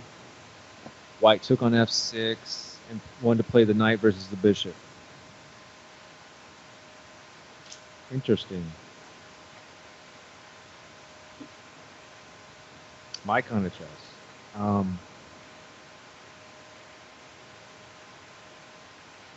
It's a long road to try to get to e5 or g5, some of those dark squares, but that is the eventual goal, to try and exploit those somehow.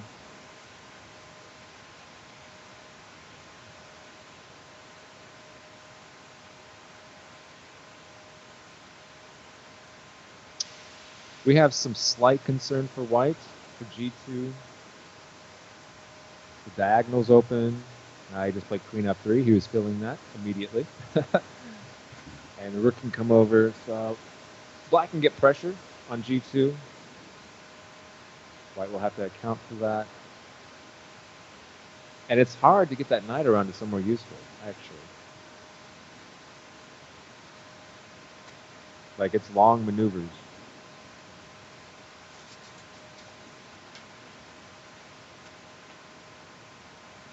I don't know. I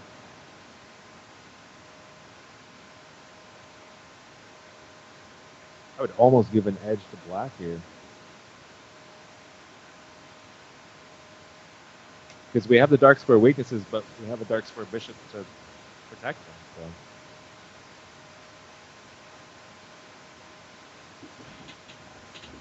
So. Always flat. Yep.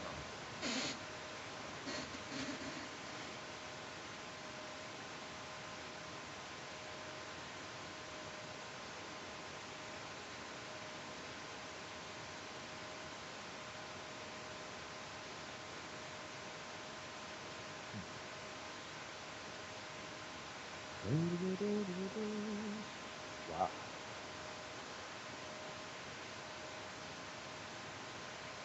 So Ben's game looks like a French that didn't go well. He gave up too many squares. Let's see. How did this go? It was an advanced French.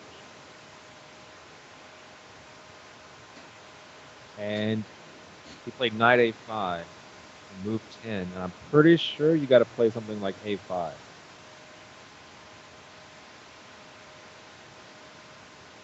Knight a5?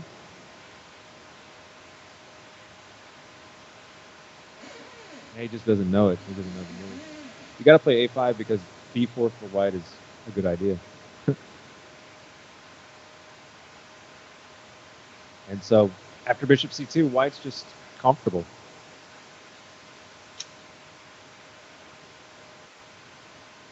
It's not to say black doesn't have resources, black can't rally, but white definitely has an edge.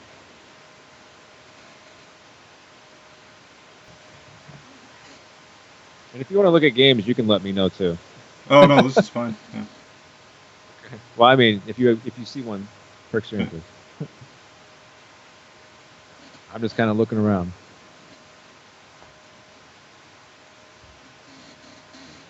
So what's going on here? So black got his pressure on g2. White's got it defended. The knight hasn't left c3. The bishop hasn't left d6. Black's king is kind of open. I guess he didn't really have a choice. Had to get out of the center.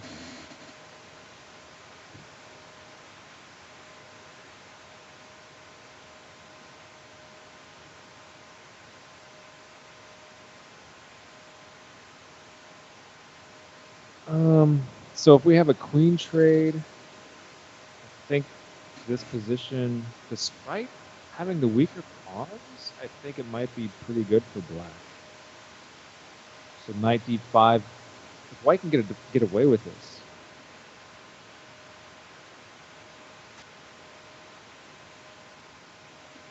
And I don't see any reason why he can't. The knight's finally coming to life. The knight can go to e3, it can attack f5, it can jump into f6, forking rook and pawn.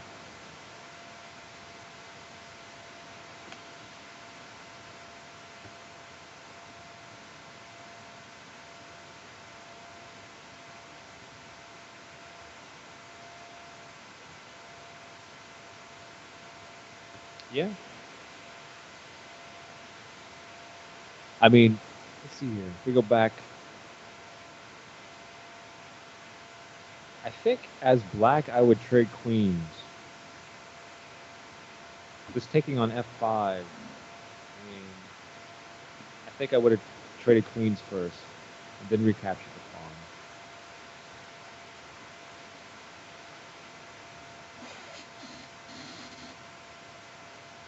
The reason I'm saying that is, one of my ideas for black is to push my queenside pawns, but it's really hard when your king's there and can get checkmated. So you take the queens off the board, that's less likely, and you still want to push your queenside pawns. You can bring your king up, get your rook behind the c pawn, and start pushing.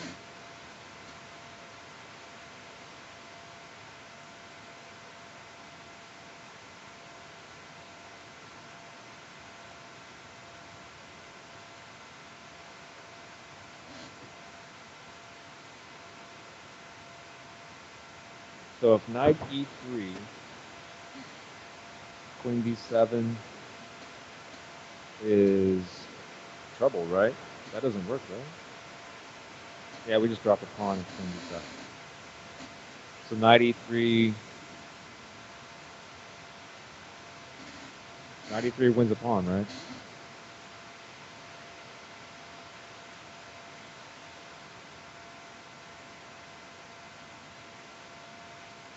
Yeah, that was, what happened here that I had to see that?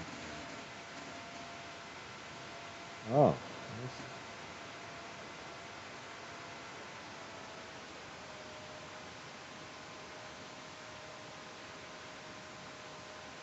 whoa, did we missed a blunder. What was the blunder? 16 rook g8. Black just blundered a rook away. And white didn't take it. They both missed it. Oh, wow. It happens. It happens. An entire rook just, actually that would have been, well, yeah, it would have been the one rook. But man, that's 5 pawns, man. Wow, I can't believe that.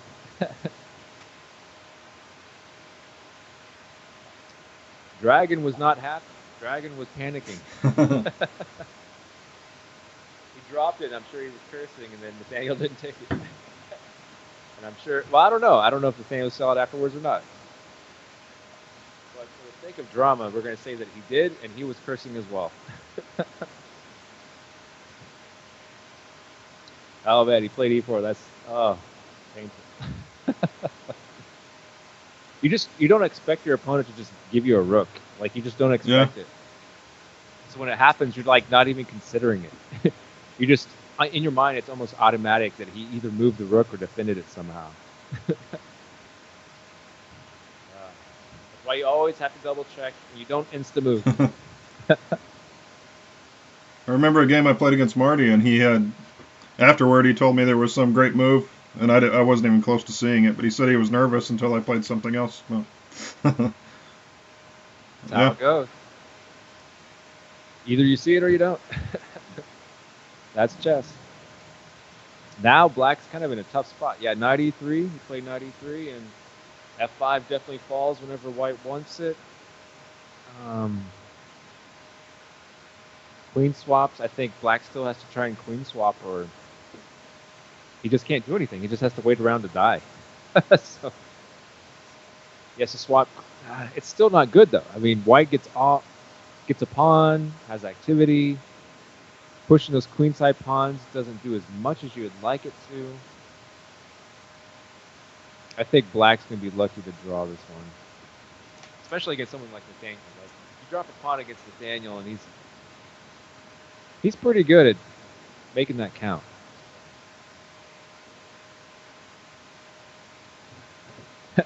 We are going to have to give him a hard time about the rook, though. What, you don't like free rooks, Nathaniel? Oh, so Panda's game, his opponent is down to 2 seconds.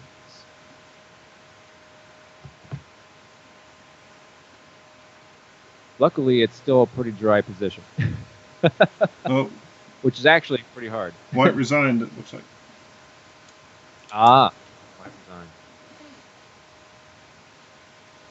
I mean, 5 minutes versus 2 seconds. It's making it harder on yourself. Tell you what, Panda's been doing pretty good. 7-1.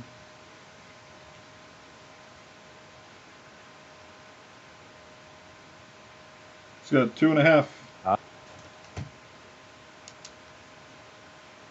He's got 2.5? Yeah. Okay. It looked like 2 wins and a draw.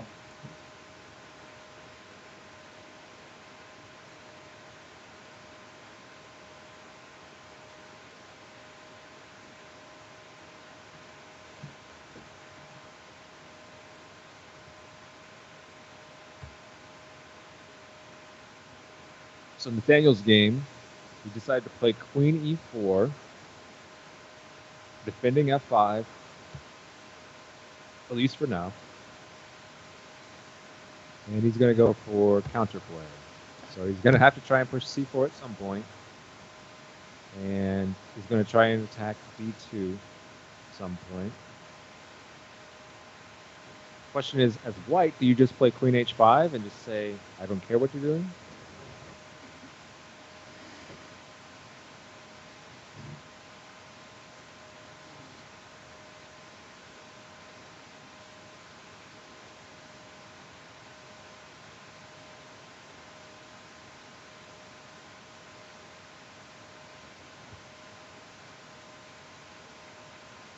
What happens after knight d5?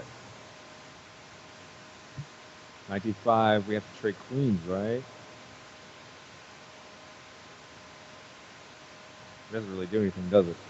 Yeah, it doesn't do anything. Ah, what about queen f2, then knight? The knight design.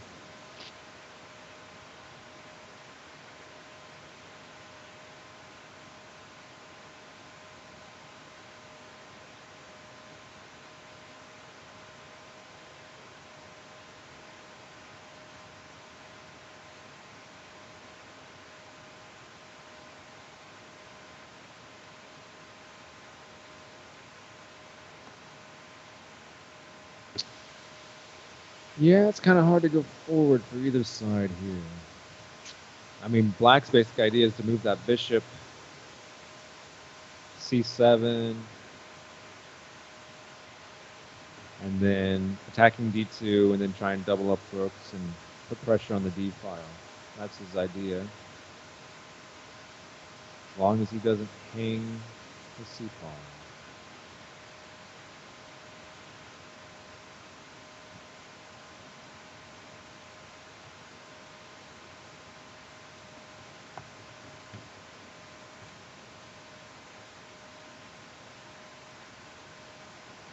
Yeah, I like bishop c7, attacking d2. White doesn't want to trade queens and fix black pawn structure, so that's not happening. And then there aren't any great discoveries with the knight.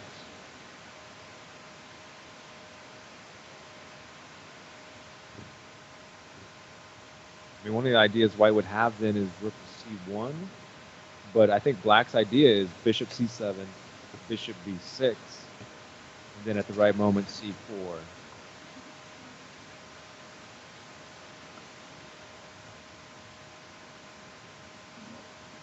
Oh, okay. So white's saying, I would actually like to play queen h5, but I would not like to hang my f-pawn.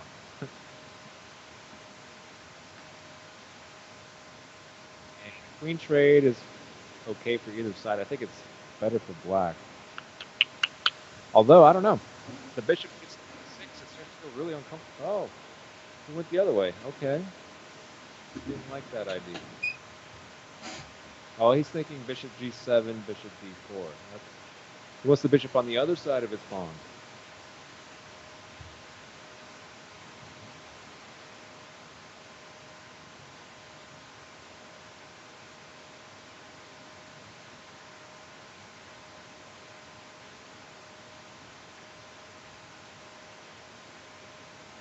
Said bishop g7 and bishop d4.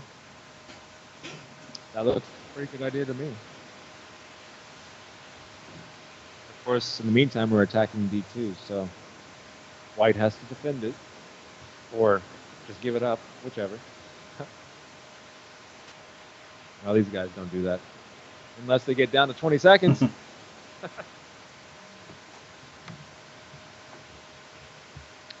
Way too long on rook e2. Just way too long. When you got to play, you got to play.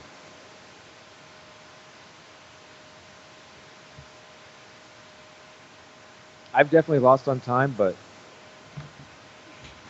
basically you should almost never lose on time. You should lose in the position, get checkmated. Looks like Ben's got a time advantage. Does he? About a 2-minute, Oh, yeah. 2-minute advantage almost. He's looking at a similar situation, but reverse.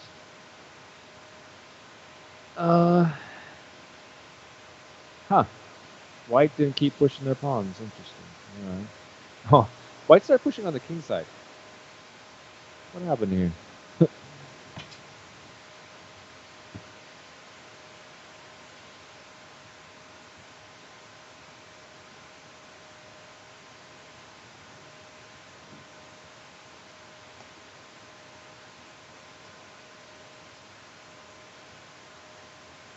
Okay.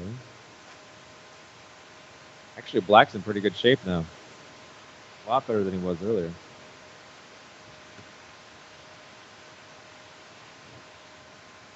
You know what happened? I think White spent too much time trying to figure out the best way to keep his advantage, and now he's in the world of hurt. Got 16 seconds.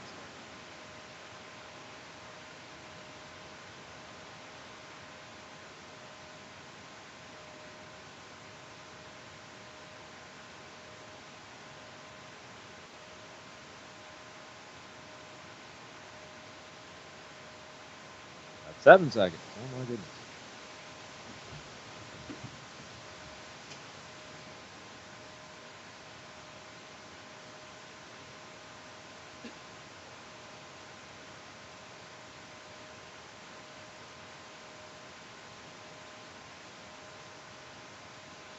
I want to swing that queen around and tickle that f4 pawn a little more.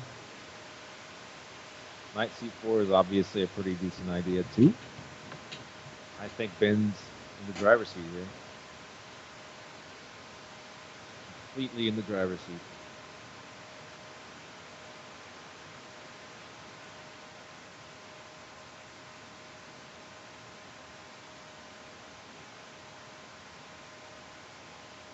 Don't think too long, Ben. Keep the pressure. That happens, man. Like, you'll have so much of a time advantage. You're just like, okay, I'm going to take my time, get it right. Then, where'd my time advantage go?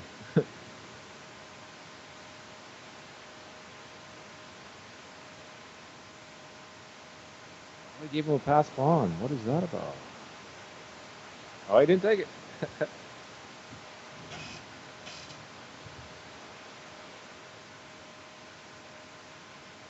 I guess he could have stopped that pass pawn. Oh, man. They're playing lickety-split. Yeah. Oh, how can I? Oh, no. Oh, that's tough. He should just resign. This is going to be checkmate here pretty soon. Check, check. And checkmate's in a couple.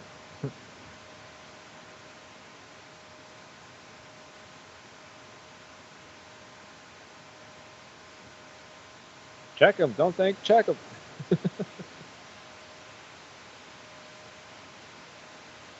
Oh, okay. He wants to go into an endgame instead of checkmating. Okay. Not my preference.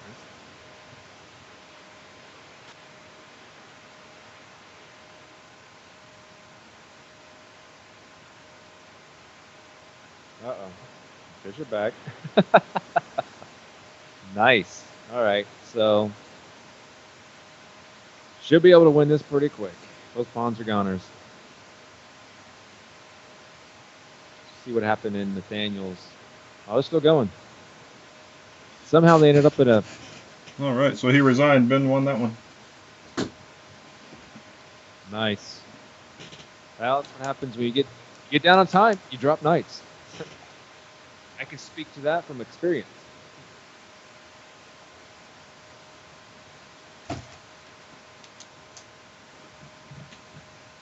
All right, so it looks like we're coming back, regaining some of the points. What game are you on now? A little bit. I'm looking at both Nathaniel's and Isaiah's. Okay. So they're both down to seconds. I've got Isaiah's up right now. Okay. Yeah, Isaiah's looks like a draw, and it is a draw. Oh, okay, I just finished. Yeah. Nathaniel's is a win for black.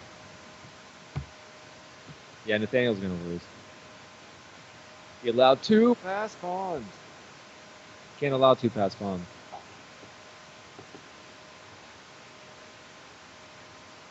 So that means we probably didn't quite catch up, right? So, okay. Daniel. We needed, what, 2 points? So in that round, we had 2.5 to 1.5. We got 1. Yeah. Kind of came back after the first round, so. Yeah, we rallied. It seemed like that first round, our players were just a little bit more jittery. Yeah. I figured there'd be a lot of distractions in the first week, trying to figure out all the ins and outs of the league and everything. So. Nathaniel messaged me that those pesky hanging rooks are hard to take. Oh, he found it later? Yeah, probably saw it like right after. Oh, yeah. Sure he did. He's like, why didn't I take the rook? All right, well, thank you for doing the commentary tonight. Hey, it was fun. I enjoyed it. And I'll probably try to edit it tomorrow after I get off work and put it up tomorrow night. So. Cool. Well, it was a good time. Players actually, I mean, almost all of them were in time trouble frequently. Yeah. So they'd have great games and it gets spoiled by all that nonsense, but that's how it goes in chess, You play a great game and then you become human. And it looks like next week we'll have Kenneth Jones will play. I think Isaiah said he was available and Nathaniel was available, so we should have a strong team next week too. Yeah, I mean, we almost had it this week. It was just 1 point. That's pretty good. I don't know what the average rating was. Do you know? We were about 100 points behind on the average rating. So. Oh yeah, that's really good. We only lost by 1. That's really good.